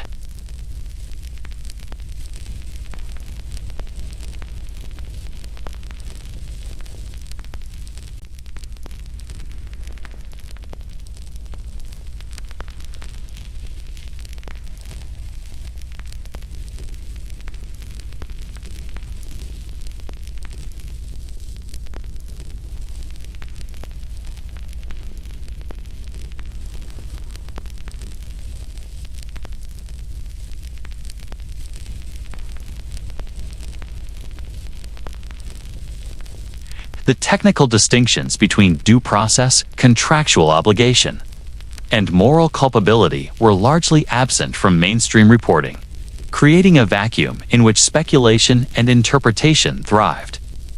This dynamic illustrates a broader issue in sports-related legal disputes: the separation between procedural legality and narrative perception.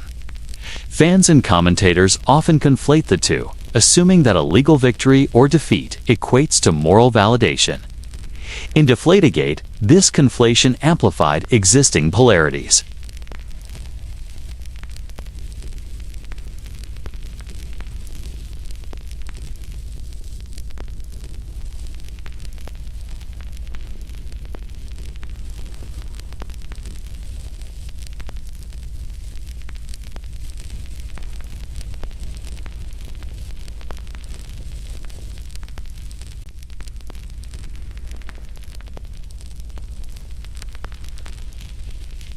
The commissioner's powers, expansive within the league's internal framework, were constrained by contracts, collective bargaining agreements, and the oversight of judicial institutions. The enforcement of rules, while seemingly absolute within the league, encountered checks when procedural fairness was questioned. This tension between authority and oversight became a defining feature of the controversy, emphasizing the importance of process as much as outcome in modern sports governance. At the same time, the oscillation between rulings, appeals, and arbitration underscored the human dimension of uncertainty. For Tom Brady, the legal battle imposed emotional, professional, and reputational strain. Each decision, appeal, and pronouncement carried implications for playing time, public perception, and legacy. Observers noted that the protracted legal timeline magnified stress and blurred distinctions between technical violation, procedural irregularity, and moral culpability. The case exemplifies how legal complexity intersects with human experience, creating a landscape in which judgment is layered, contested, and emotionally charged. The communication of outcomes to the public was further complicated by media cycles that favored definitive statements and interpretive framing. Soundbites, headlines, and social media commentary distilled multi-layered legal reasoning into binary conclusions. Procedural victories were reframed as moral vindication, while technical limitations were portrayed as evidence of wrongdoing. The combination of legal complexity, institutional discretion, and media amplification produced a landscape in which clarity was scarce and moral interpretation abundant. Ultimately, Deflategate illustrates the paradox of courtrooms without clarity. Legal processes intended to adjudicate fairness and enforce rules generated ambiguity in public understanding. Federal rulings, arbitration decisions, and procedural arguments were misinterpreted, oversimplified, or moralized, reinforcing the narrative tensions that defined the scandal. The interplay between law, institutional authority, and media representation created an environment in which outcomes were simultaneously definitive and opaque, procedural and moral, clear and contested. The legal dimension of Deflategate is therefore inseparable from the broader narrative of the scandal. It demonstrates that procedural resolution does not guarantee public comprehension, that authority and oversight may diverge in interpretation, and that moral judgment often fills the void left by legal complexity. The combination of federal rulings, internal arbitration, and media simplification ensured that the story remained unresolved in the cultural imagination, even when technically adjudicated. Deflategate, in its legal expression, became a case study in the gap between institutional clarity and public perception. The punishment handed down in the wake of Deflategate transcended the immediate circumstances of the AFC Championship Game. It was not merely a question of whether Tom Brady or the Patriots organization had acted intentionally to alter footballs. It was a demonstration of authority, a signal to players and teams across the league, and a precedent that would shape how rules, discipline, and league integrity were perceived for years to come. In professional sports, the application of punishment carries significance far beyond individual culpability. It becomes a tool for maintaining cultural norms, enforcing compliance, and signaling the boundaries of acceptable behavior within a multi-billion-dollar enterprise. Deflategate illustrates that in the NFL, the meaning of punishment is often as consequential as the facts underpinning the alleged infraction. The decision to suspend Brady and levy fines and draft penalties against the Patriots had immediate, practical, and symbolic significance. In issuing these sanctions, the NFL established a clear message: violations of rules, whether intentional or not, would be met with consequences commensurate with perceived impact on fairness and competitive integrity. The emphasis was not strictly on proving guilt beyond doubt, but on reinforcing standards across the league. This approach reflects a broader principle in professional sports. The league's imperative is to protect its integrity, brand,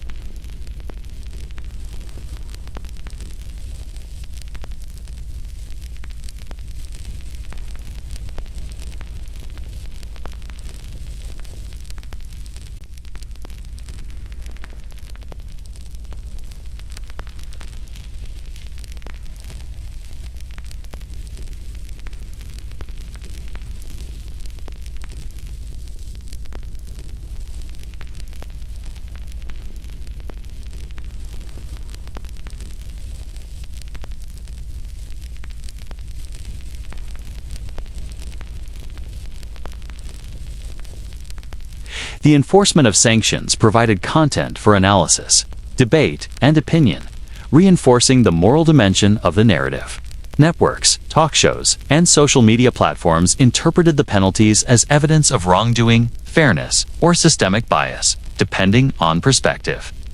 The visibility of punishment amplified its significance, transforming an administrative action into a cultural event, a touchstone for discussion about accountability, integrity, and institutional authority. The imposition of penalties became inseparable from storytelling, shaping both immediate reaction and long-term historical interpretation. The case exemplifies the strategic function of punishment in labor relations. By asserting authority decisively, the league reinforced its position relative to the Players' Association, emphasizing the balance between negotiated protections and institutional discretion.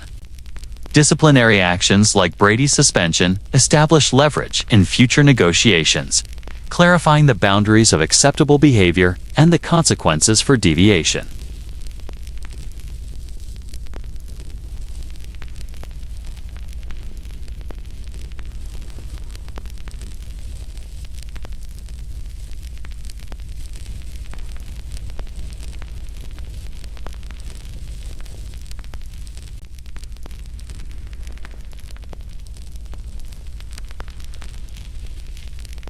The public spectacle surrounding the sanctions intensified scrutiny, magnifying every statement, gesture, and performance. Organizational sanctions also affected coaching staff, management, and team culture, reinforcing awareness of compliance and the potential cost of deviation. Punishment in Deflategate thus extended beyond immediate correction, shaping behavior, perception, and decision-making at multiple levels within the league ecosystem. The precedent established in Deflategate also influenced how future controversies were managed, both internally and publicly. The league's approach combining investigative reports, centralized authority, and visible disciplinary action became a template for subsequent disputes.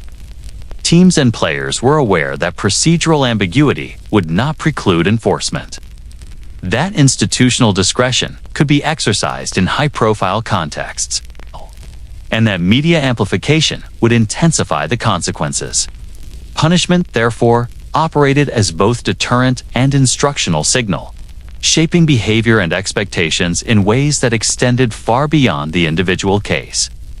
In the larger context of professional sports governance, Deflategate illustrates that discipline functions at multiple levels, enforcing rules, signaling institutional authority, shaping labor relations, and influencing cultural perception. The consequences of the NFL's decision-making extended into contract negotiations, operational protocols, and media narratives, demonstrating the multifaceted impact of high-profile disciplinary action.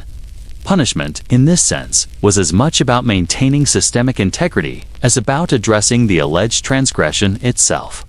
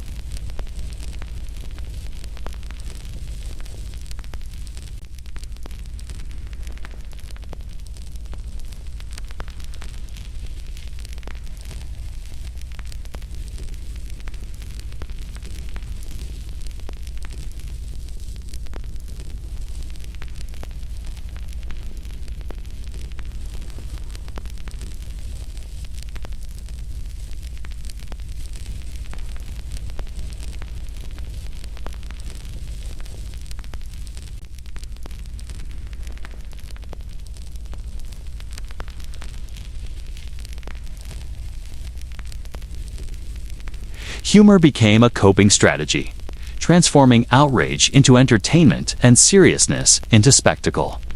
Fatigue was also compounded by the protracted nature of the legal and procedural proceedings.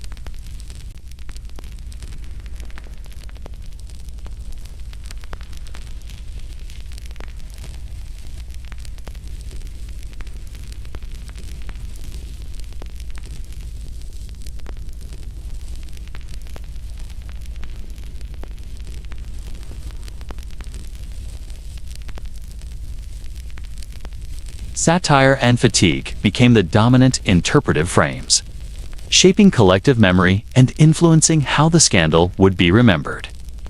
The evolution of public engagement highlights a fundamental dynamic in contemporary sports controversies. Attention, repetition, and narrative framing can redefine meaning, turning complex disputes into shared cultural phenomena. In this context, the public's turn away is not merely disengagement. 'Tis a transformation of the story into myth, satire, and narrative shorthand. Deflategate becomes less about footballs, rules, or disciplinary measures, and more about the symbolic interplay of celebrity, authority, and moral storytelling. The exhaustion of narrative seriousness signals both the power and limitations of public attention, illustrating how high-profile controversies in professional sports evolve from moral crises to cultural artifacts.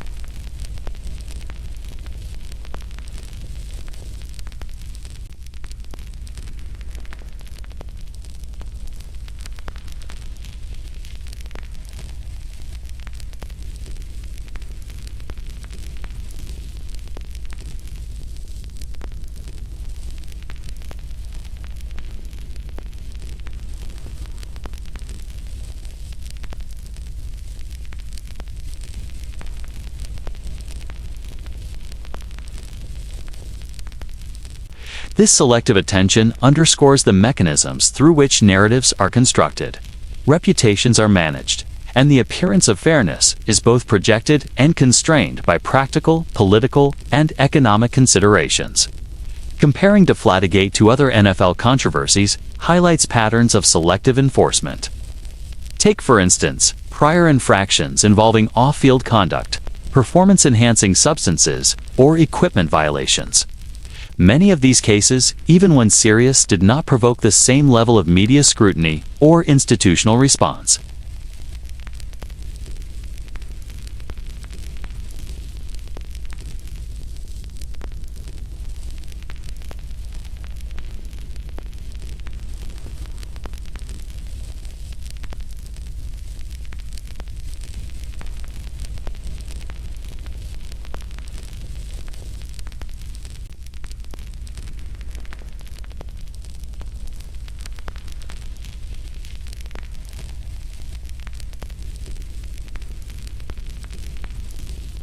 The visibility of participants plays a decisive role in selective scandal enforcement.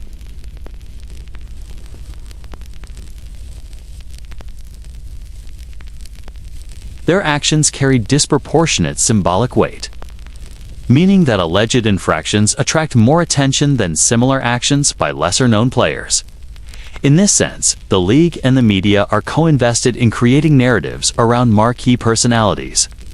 The combination of celebrity, team success, and prior reputational baggage, such as the Patriots' association with Spygate, ensures that certain stories are amplified, while others, involving lower-profile players or teams, may be quietly adjudicated or minimally reported.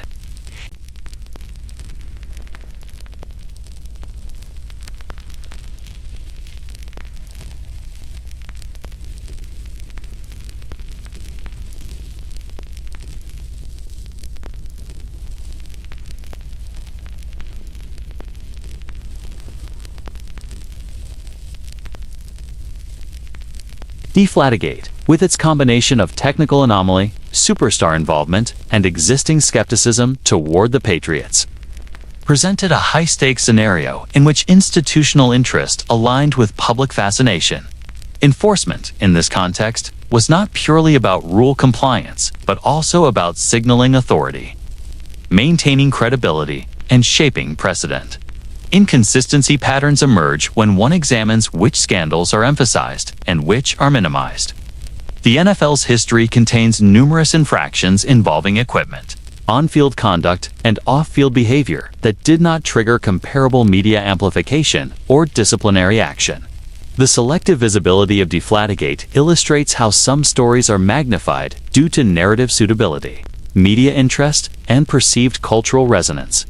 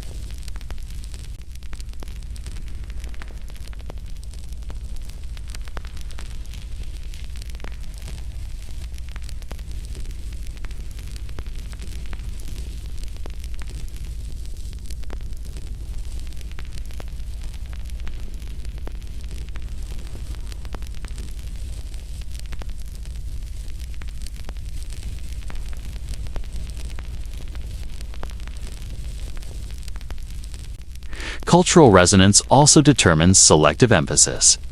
Scandals that align with broader societal narratives questions of fairness, cheating, morality, and celebrity are more likely to gain traction. Deflategate fit neatly within this framework.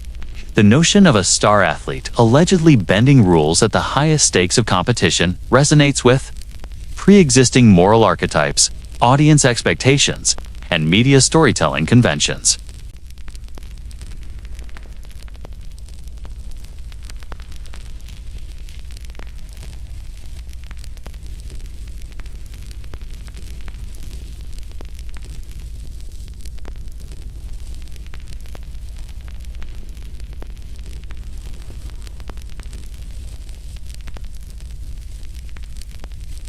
The consequences of selective enforcement extend to institutional credibility. Inconsistencies can erode public trust, creating perceptions of favoritism, bias, or arbitrariness. When high-profile cases are treated with intense scrutiny, while others are minimized, audiences may perceive inequity, undermining confidence in both the league's disciplinary framework and its claim to impartiality. Deflategate, amplified by celebrity and media focus, became a benchmark against which other cases were implicitly measured, highlighting the differential treatment of players and teams based on visibility and narrative suitability.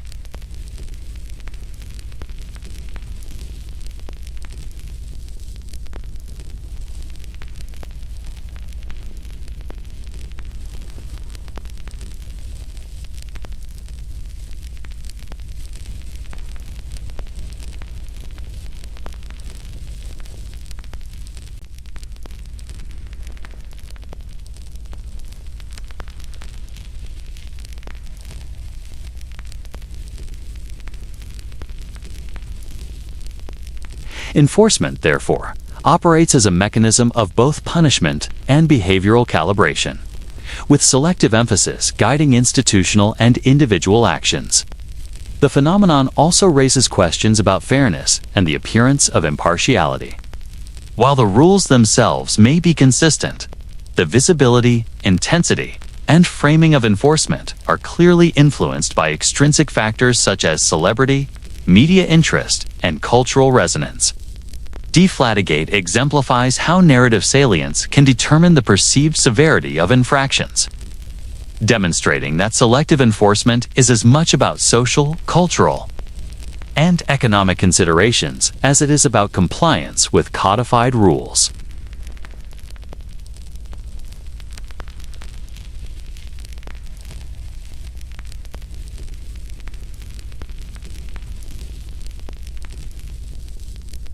In analyzing patterns of selective scandal enforcement, it becomes evident that the prominence of a case is determined not solely by objective severity,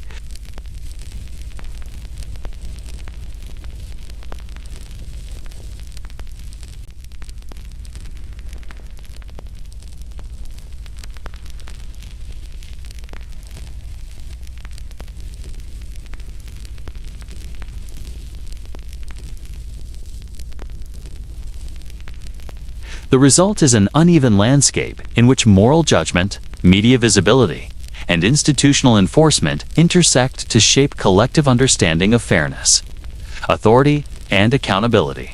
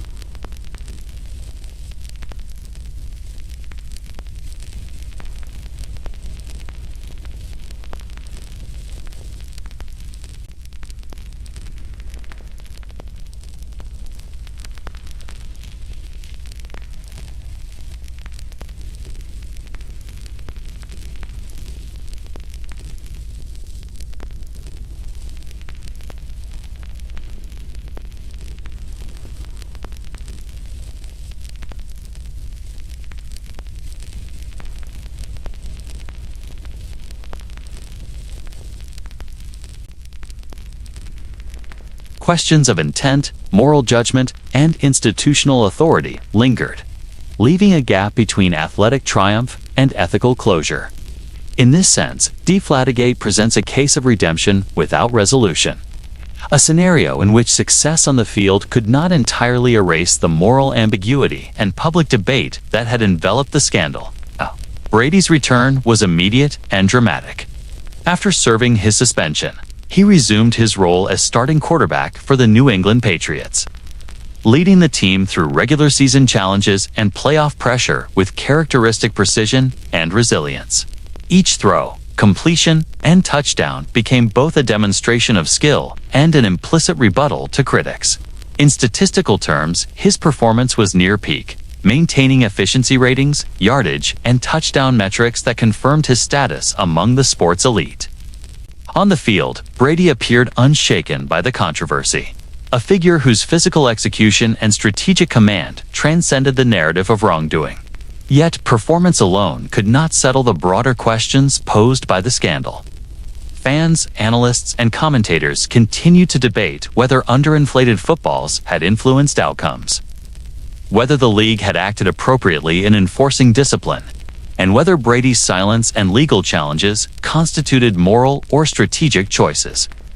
While the statistical record of his play provided evidence of capability and resilience, it offered no definitive moral resolution. The public remained divided, with perceptions of guilt, innocence, or moral ambiguity persisting despite the tangible demonstration of athletic excellence. Each championship reinforced Brady's legacy as one of the game's greatest quarterbacks, providing tangible proof of leadership, skill, and competitive resilience. Yet the shadow of Deflategate lingered, subtly reframing narratives of his success.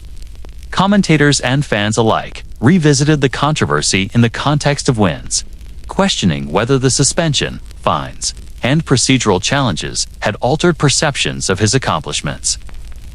The interplay between athletic triumph and unresolved scandal illustrates how professional achievement can coexist with enduring controversy, creating a complex, layered narrative in which success does not equate to absolution.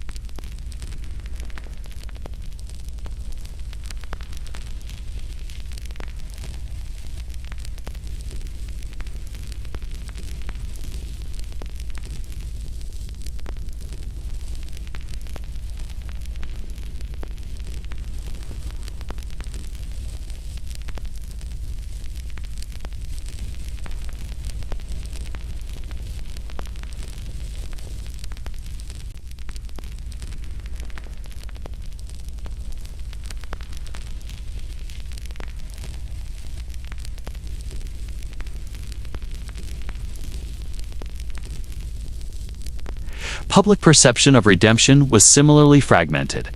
Supporters of Brady emphasized resilience, skill, and procedural vindication, interpreting Super Bowl victories as proof that the scandal had minimal impact on performance or character.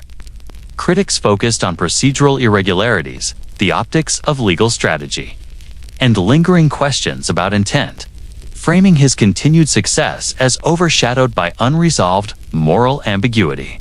Social media, commentary platforms, and fan discourse reflected this duality, reinforcing the coexistence of athletic triumph and narrative tension. Redemption, therefore, was experienced differently across audiences, shaped by alignment with prior beliefs, moral interpretation, and attachment to the league or team. Deflatigate's unresolved status underscores the limits of performance-based redemption. Athletic achievement, while powerful, cannot fully address questions of fairness, ethics, or institutional credibility. The absence of apology, concession, or consensus ensures that the story remains open-ended. A source of reflection, debate, and cultural commentary. The scandal demonstrates that in professional sports, redemption is multidimensional. It encompasses skill, leadership, and perseverance, but does not automatically reconcile moral, procedural, or reputational questions. The interplay of personal, institutional, and public dynamics creates a layered narrative in which victory and scandal coexist. Brady's individual excellence contrasts with public skepticism, while the Patriots' organizational resilience contrasts with media amplification of controversy. The simultaneous presence of triumph and unresolved tension defines the narrative texture of Deflategate, illustrating the complex relationship between performance, perception, and accountability in professional sports. The scandal becomes a lens through which to examine broader questions about authority, narrative construction, and cultural memory. Redemption without resolution also highlights the role of narrative inertia.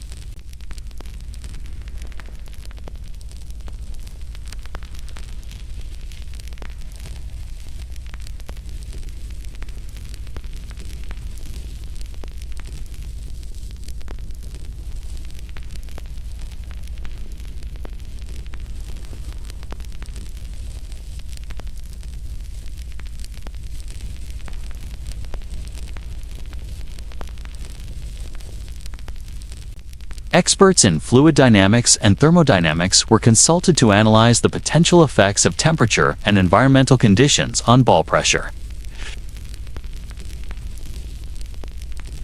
The Wells report ultimately concluded that it was more probable than not that Brady had knowledge of the deflation, a phrasing that conveyed probability without definitive proof.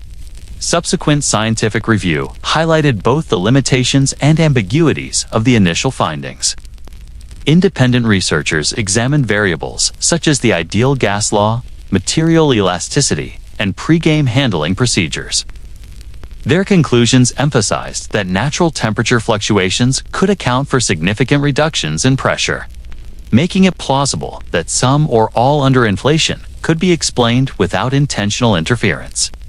The precise calibration of measurement devices, timing of readings, and potential procedural inconsistencies further complicated the evidentiary picture. While the report's methodology was detailed and systematic, it remained contingent on assumptions about environmental control, handling practices, and human behavior, highlighting the limits of certainty in empirical investigation. What the evidence actually demonstrated, therefore, was nuanced. Measurements confirmed that at least some footballs registered below league-mandated PSI at the start of the game. However, linking these measurements directly to intentional action or knowledge proved far more complex. Scientific data, while central to the investigation, did not constitute incontrovertible proof of wrongdoing. Instead, it provided a probabilistic framework, supporting inference but stopping short of certainty.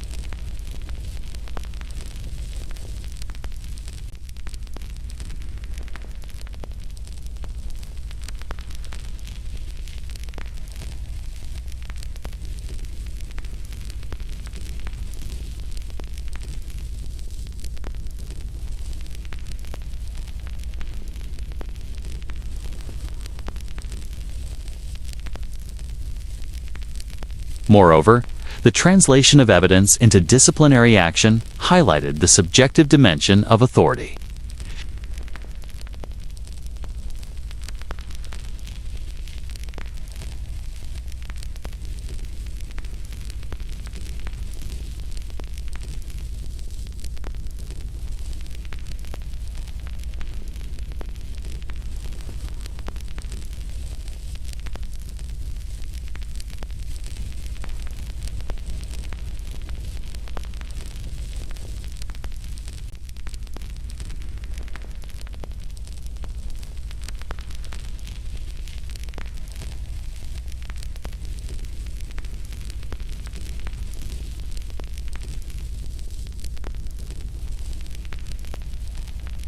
Scholars, analysts, and journalists revisited chain of custody protocols, pressure measurements, and witness statements to re-examine claims of intentional deflation.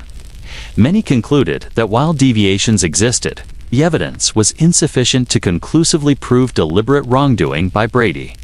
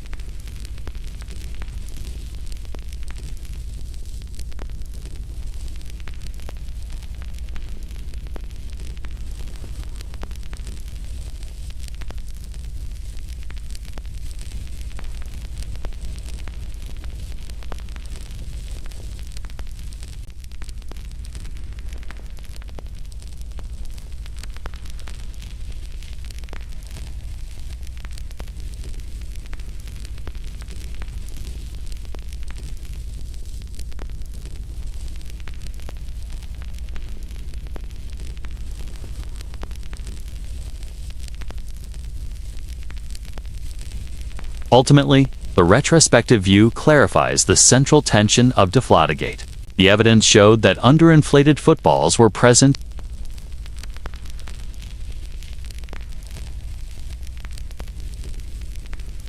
Probabilistic language, environmental variables, and procedural ambiguities meant that certainty remained elusive.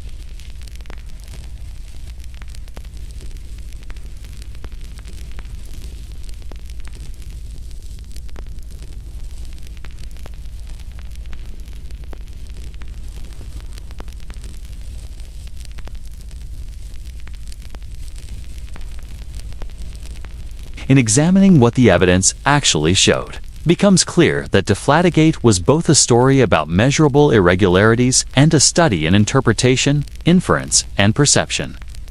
The scandal was defined as much by assumptions, narrative framing, and institutional response as by technical data, demonstrating the complex interrelationship between empirical observation and social meaning.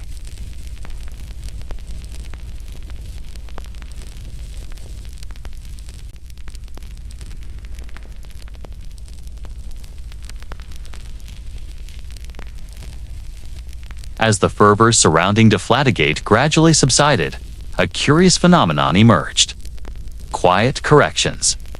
In the months and years following the initial media blitz, certain claims, interpretations, and emphases were quietly amended, clarified, or retracted by journalists, analysts, and institutional voices.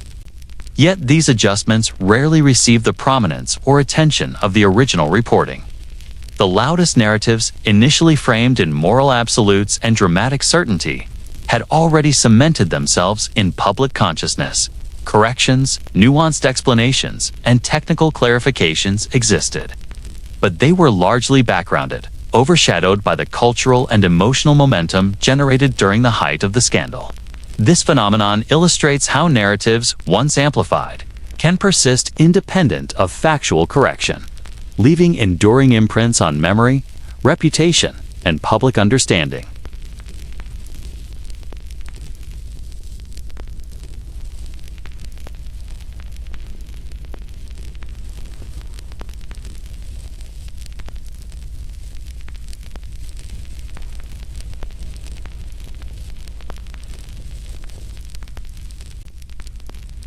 Journalists who initially presented the story with moral certainty sometimes revisited their framing, acknowledging the probabilistic nature of evidence or the uncertainties surrounding intent.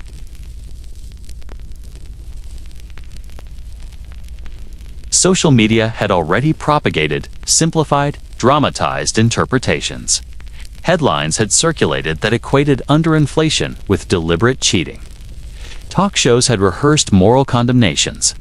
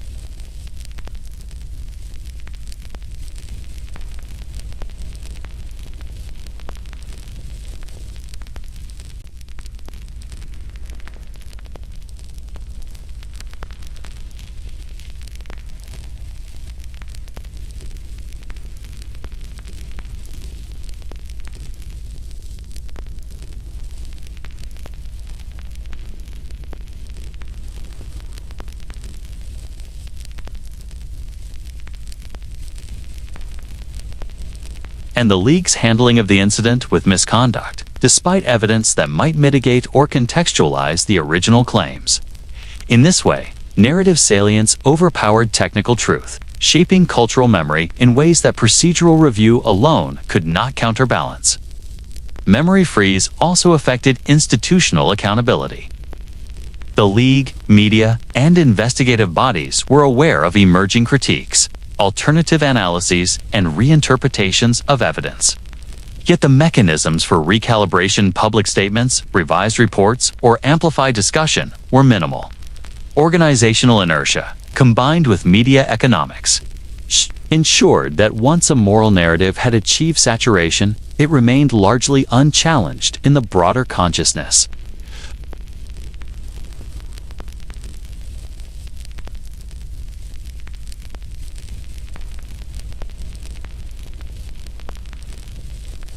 The psychological and social dynamics of quiet corrections further illustrate the difficulty of altering entrenched narratives.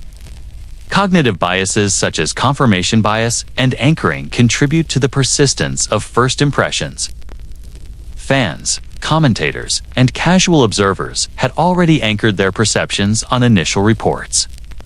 Subsequent corrections, no matter how credible or detailed, were often filtered through pre-existing beliefs, leading to selective acceptance or outright dismissal.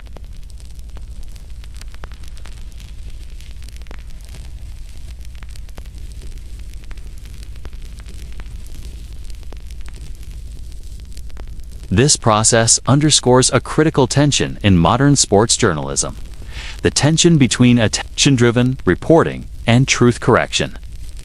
Stories that generate immediate engagement are amplified through repetition, commentary, and sensationalism, while subsequent adjustments, often requiring technical understanding or nuanced interpretation, fail to achieve similar dissemination. Deflategate serves as a paradigmatic example, demonstrating how media cycles can lock narratives into public consciousness and marginalize corrective perspectives. The discrepancy between narrative saturation and factual adjustment highlights the structural challenges inherent in public understanding of high-profile sports controversies. Quiet corrections also reveal the interplay between institutional messaging and media coverage. The NFL's internal communications, procedural clarifications, and post-investigation explanations were rarely framed as high-stakes news items. Instead, these materials were absorbed, referenced selectively, or relegated to footnotes in analyses, limiting their visibility. The league's strategic emphasis on enforcing authority, maintaining brand credibility, and controlling procedural narratives often prioritized immediate enforcement over sustained public education.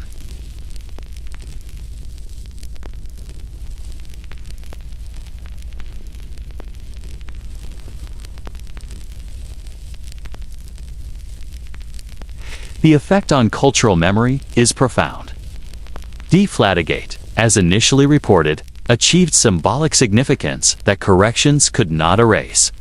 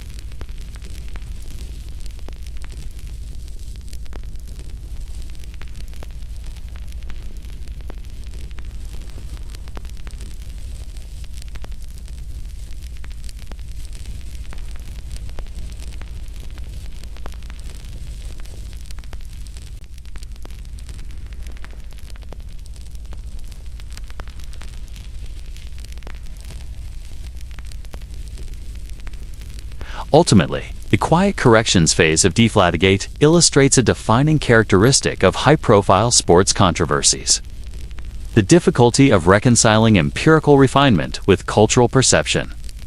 While technical reassessment, methodological clarification, and investigative review may offer objective insights, their impact on collective memory is limited. The story persists, frozen in its initial framing, leaving behind a paradox in which truth, correction, and cultural resonance coexist in tension. In the case of Deflategate, the scandal's ultimate persistence in public consciousness reflects the enduring power of narrative, media amplification, and initial moral framing over later factual refinement. Fan tribalism played a decisive role in the persistence and polarization of Deflategate's narrative. In professional sports, allegiance to teams and players transcends the rational evaluation of facts. Fans anchor their identity, pride, and social affiliation in the success and reputation of the athletes and organizations they support.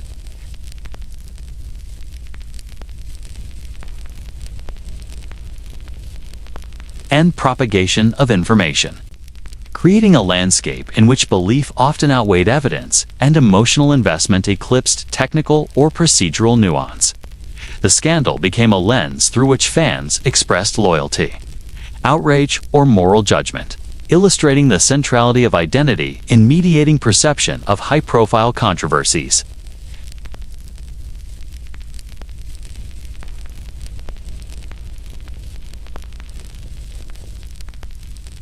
Allegations of rule violation threaten this identity, prompting defensive engagement, selective interpretation of evidence, and amplification of counternarratives that minimized culpability.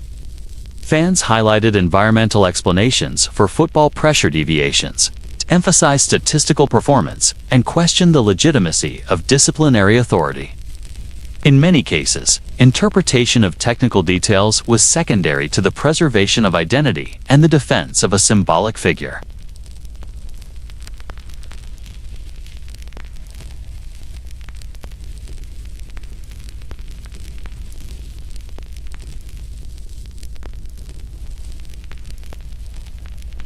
Conversely, opponents of the Patriots or critical observers interpreted Deflategate as confirmation of existing suspicions. For these audiences, prior controversies such as Spygate had already established a narrative framework in which the Patriots were predisposed to bending rules. The evidence of underinflated footballs fit neatly into this pre-existing moral and narrative schema, reinforcing negative perception regardless of technical ambiguity. Fans who were emotionally invested in rival teams engaged in amplification of outrage, sharing simplified interpretations, memes, and rhetorical assertions that reinforced collective condemnation. Emotional alignment, rather than empirical analysis, drove the dissemination and entrenchment of the scandal. Polarization emerged as fan communities increasingly occupied echo chambers that reinforced selective interpretations. Social media platforms, message boards, and online comment sections facilitated the clustering of like-minded individuals, amplifying confirmation bias and reducing exposure to countervailing evidence. Patriot supporters gravitated toward explanations mitigating culpability, while critics emphasized narrative reinforcement and symbolic transgression. Over time, these dynamics hardened positions, reducing the capacity for shared understanding and promoting entrenched perspectives that transcended objective evaluation of evidence. Deflategate thus exemplifies how fan tribalism can sustain controversy beyond its technical or procedural resolution. Emotional investment amplified the stakes of interpretation. For devoted fans, the scandal was not an abstract procedural dispute, but a challenge to loyalty, pride, and communal identity. Defensive reactions were often moralized, with rebuttals framed in ethical or principled language. Even when addressing technical matters such as PSI measurements or chain of custody protocols. Similarly, opponents framed critique in moral or symbolic terms, elevating the narrative beyond empirical questions. The emotional intensity of fan engagement ensured that the story persisted in public consciousness, with interpretation shaped less by evidence than by collective identity and effective alignment.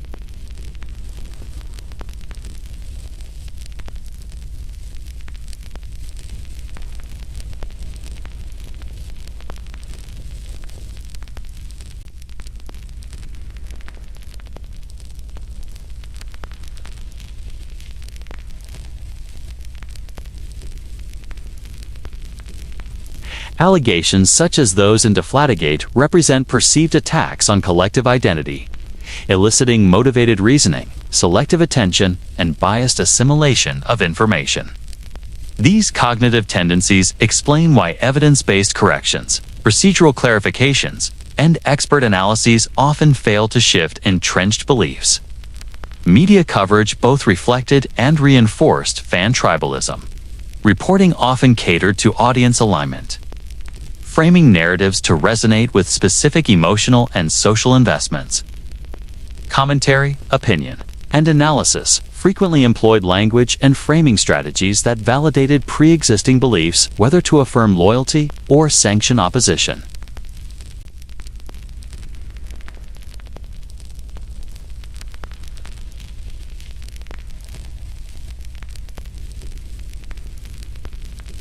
The interaction of media and audience dynamics illustrates the structural forces that perpetuate partisan engagement with high-profile sports controversies. Polarization extended beyond individual cognition to social networks. Fan communities coalesced around shared interpretation, moral evaluation, and narrative allegiance.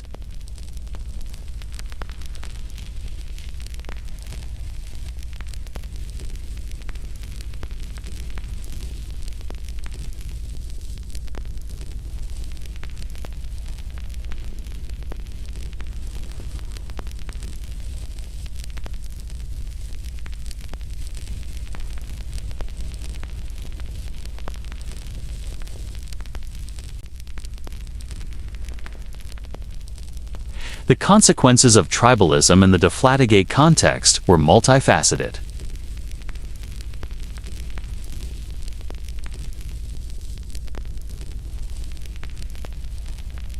Factual ambiguity and procedural nuance were often ignored or subordinated to group-aligned interpretation.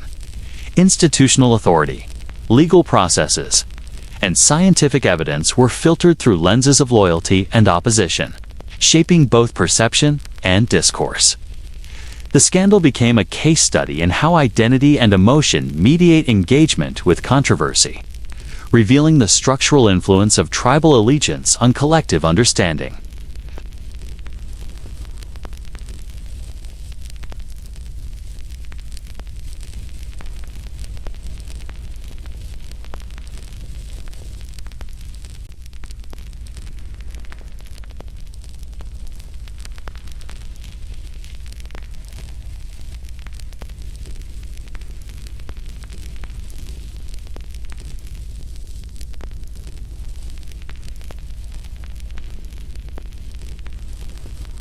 Tribalism ensured that the story persisted, evolved, and remained contentious long after legal or scientific adjudication.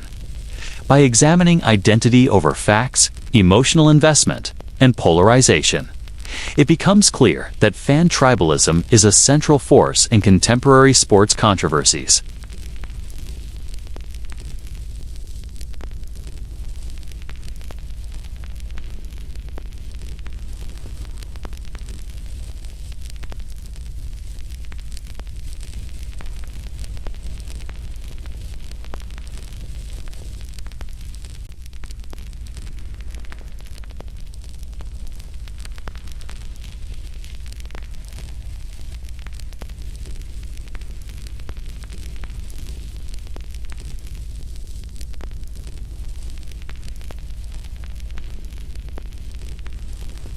This cultivated perception is not accidental. It is the result of deliberate strategies designed to preserve brand value, maintain fan trust, and protect revenue streams. In the context of Deflategate, the league's image shield was tested.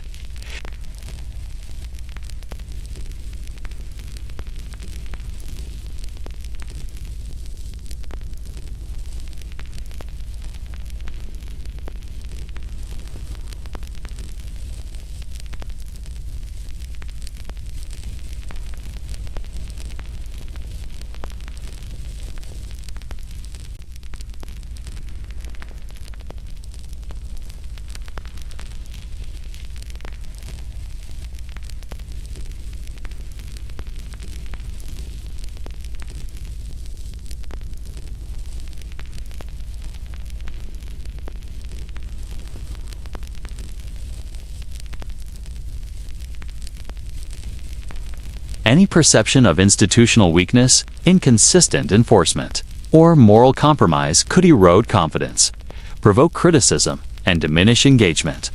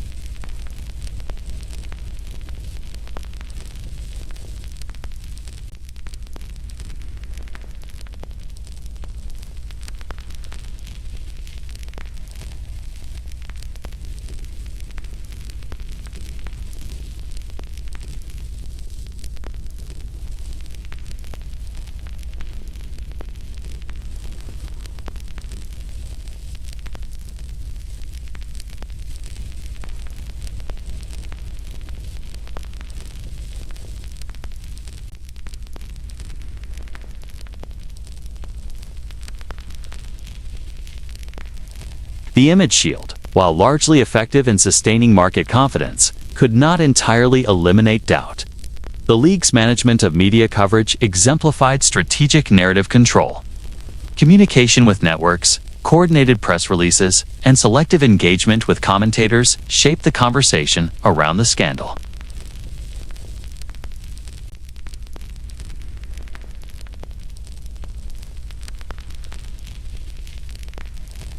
Highlighted facts, emphasized interpretations, and disciplined messaging ensured that the story remained comprehensible, contained, and aligned with institutional priorities. This orchestration illustrates the degree to which professional sports leagues actively construct public understanding, balancing transparency, narrative simplicity, and reputational protection. Institutional authority was reinforced through disciplinary action. The suspension of Tom Brady, fines levied against the organization, and procedural clarifications all served as symbolic demonstrations of the league's control.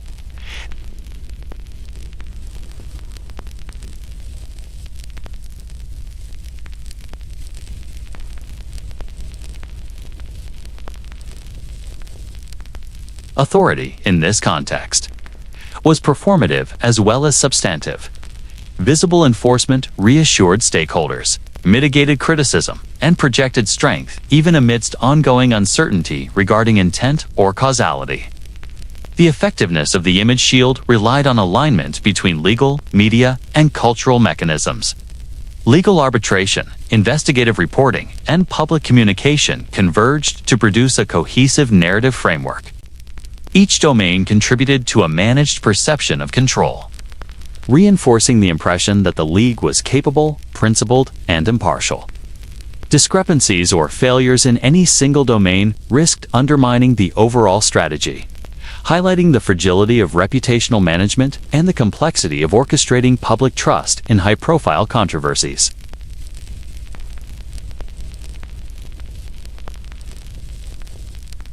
Excessive opacity risks accusations of concealment, favoritism, or inconsistency. Excessive disclosure invites scrutiny, debate, and reinterpretation. The NFL navigated this tension by calibrating transparency, selectively highlighting findings, and framing disciplinary outcomes as principled enforcement rather than punitive spectacle. The result was a carefully constructed narrative that maintained fan engagement, mitigated reputational risk, and reinforced the league's image as a competent arbiter of rules. The league's reliance on narrative management also underscores the interdependence of organizational authority and cultural perception. Fans and media act as both audiences and participants, interpreting, amplifying, and contesting the institutional message. The image shield depends not only on internal decision-making, but also on external reception. Deflategate demonstrates that brand preservation is a negotiated process, contingent on both credible action and cultural acceptance, in which perception often becomes as consequential as policy. Financial imperatives further shape image strategy. Television contracts, advertising partnerships, and merchandise sales create strong incentives to protect the appearance of integrity. Controversies that threaten credibility must be managed quickly, decisively, and visibly. Deflategate, given its scale, visibility, and potential to influence both fan perception and media narrative, required a response calibrated to maintain confidence in the league's ability to govern itself, enforce rules, and sustain the spectacle of professional football. Institutional authority and economic interest were mutually reinforcing in this context. The persistence of doubt, however, demonstrates the limits of any image shield. Questions regarding procedural consistency, selective enforcement, and moral ambiguity remain embedded in cultural memory, even as the NFL successfully managed immediate perceptions. The broader discourse continues to reflect tensions between trust, authority, and narrative interpretation. Deflatelgate's legacy reveals that while brand protection and narrative containment are effective tools, they cannot fully eliminate skepticism or erase the cultural impact of high-profile controversy. Ultimately, the NFL Image Shield operates through a combination of proactive management, disciplinary visibility, media orchestration, and procedural formalism.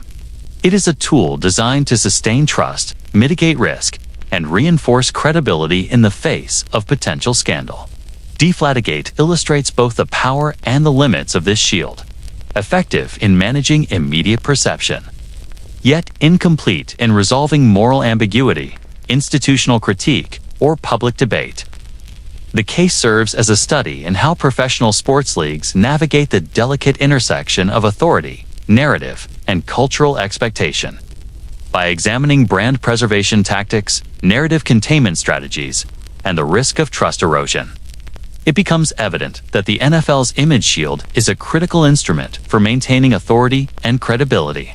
Deflategate demonstrates that institutional messaging, disciplinary action, and media coordination are central to preserving both brand and fan confidence, even when controversies challenge the league's core claims to fairness and integrity. The scandal underscores the complex relationship between action, perception, and narrative in modern professional sports. Deflategate did not end when suspensions were served, fines paid, or Super Bowl celebrations resumed.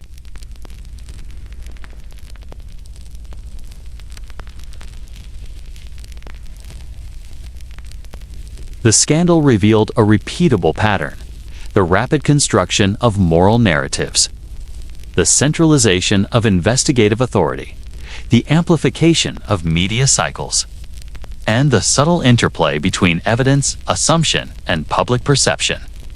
In examining how Deflategate unfolded, subsequent controversies would demonstrate that the lessons of this episode were incompletely absorbed, leaving structural tendencies intact and ready to influence the handling of scandals yet to come. The procedural architecture established during Deflategate set a precedent. The use of independent investigative panels, the commissioning of detailed reports, and the framing of disciplinary authority through the Office of the Commissioner created a template that the league could deploy repeatedly.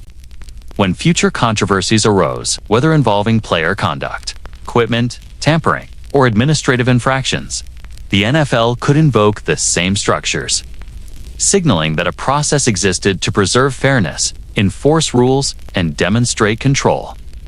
Yet while the procedure appeared rigorous, the inherent ambiguities that had fueled debate during Deflategate persisted. Investigations remained probabilistic evidence, subject to interpretation, and outcomes mediated by authority rather than resolved through definitive adjudication. The blueprint ensured consistency of approach, but not clarity of resolution. Media response followed predictable patterns, reinforcing the lessons of Deflategate.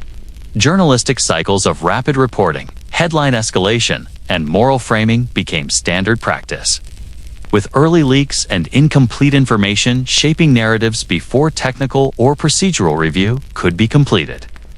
Public discourse, amplified through television, online platforms, and social media, mirrored the patterns observed in 2015.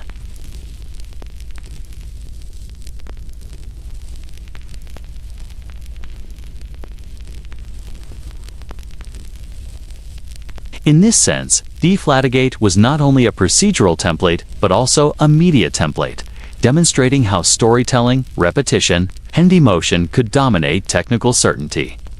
The scandal also illuminated the recurring tension between empirical evidence and cultural interpretation. Subsequent controversies would see measurable deviations, ambiguous circumstances, or procedural lapses interpreted through moral and symbolic frameworks.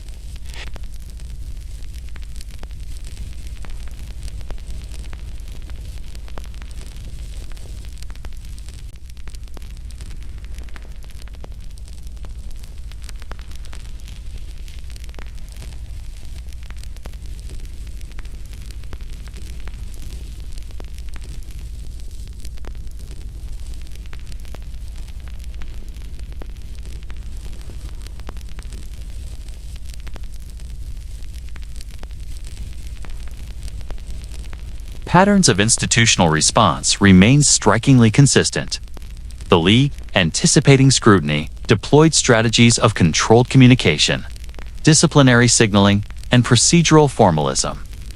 These measures were effective in maintaining outward appearance of authority and credibility, yet they often failed to address underlying ambiguity.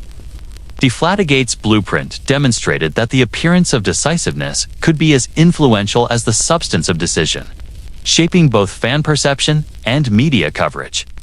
Subsequent scandals followed similar paths, emphasizing process over moral clarity, signaling authority over resolving interpretive uncertainty.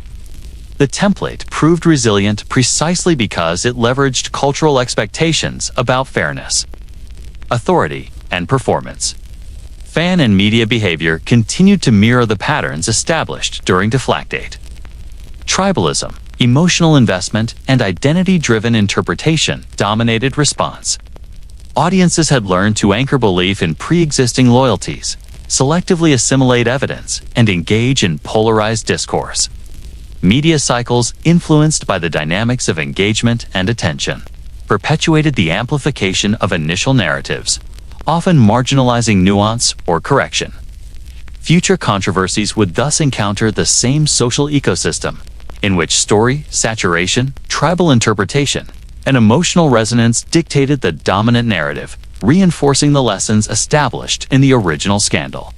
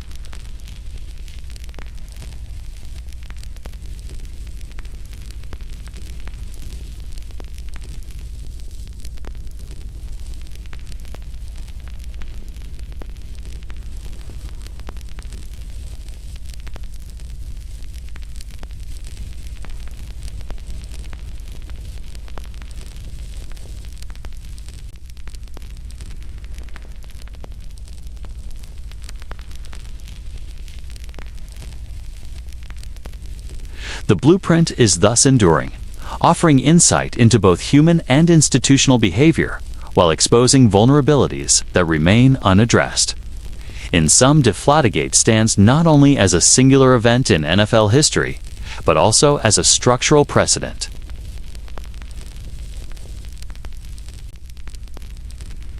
And assumption. The mediation of perception through media and fan tribalism, and the limits of institutional authority in shaping moral judgment.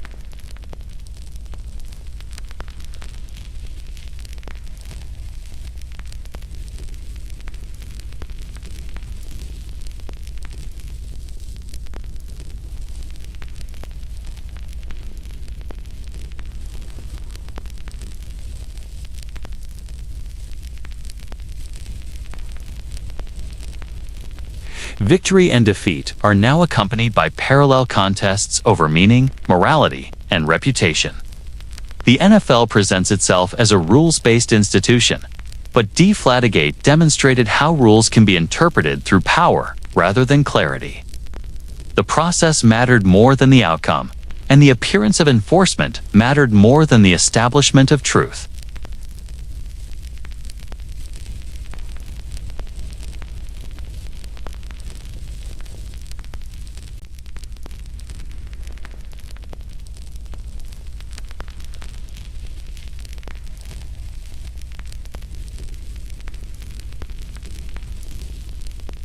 Yet Deflategate showed how easily inquiry can be replaced by amplification.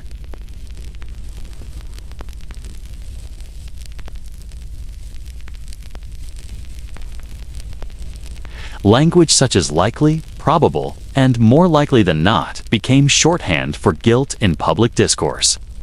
Corrections arrived quietly, if at all, long after the narrative had settled. The imbalance between accusation and clarification revealed a structural flaw in modern sports media, where speed, access, and engagement often outweigh restraint and skepticism. The media did not invent Deflategate, but it accelerated it, simplified it, and sustained it.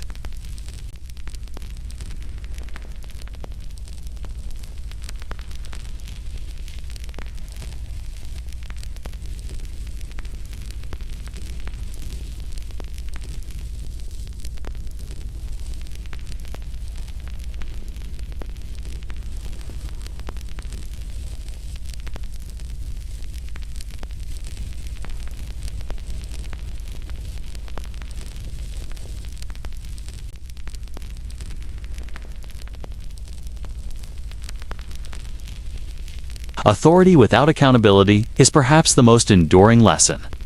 The NFL commissioner occupied a dual role as investigator, judge, and arbiter of appeals.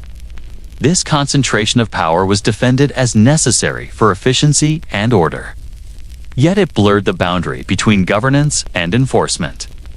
Deflategate illustrated how authority can function independently of certainty, relying on procedural legitimacy rather than evidentiary finality. Once authority acted, dissent became marginal, even when rooted in credible critique. The system did not require unanimous belief, only acquiescence. This dynamic reshaped the relationship between fans and institutions. Trust was no longer built on transparency, but on consistency of messaging. For some, the league's actions affirmed belief in order and discipline. For others, they signaled overreach and opacity. Both reactions coexisted, reinforcing polarization rather than resolution. The absence of clear accountability did not weaken the league's power, but it did alter how that power was perceived, introducing skepticism that has yet to fully dissipate.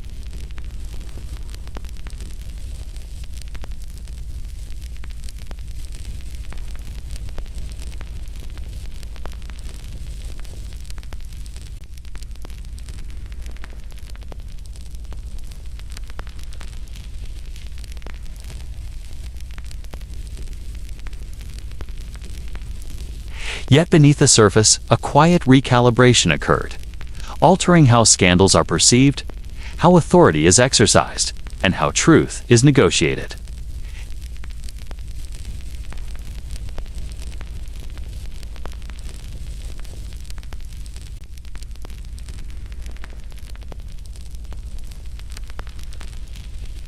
Understanding this does not require choosing sides, but recognizing structures. It requires acknowledging how easily stories overtake reality and how difficult it is to reclaim nuance once certainty has been declared. Deflategate matters because it was not an anomaly. It was a mirror. It reflected the systems that govern modern sports and the cultural habits that sustain them. It showed how belief can outpace proof, how authority can eclipse accountability, and how silence can become the final chapter. In that silence lies the enduring question, not about footballs or pressure, but about how truth survives in an era defined by power.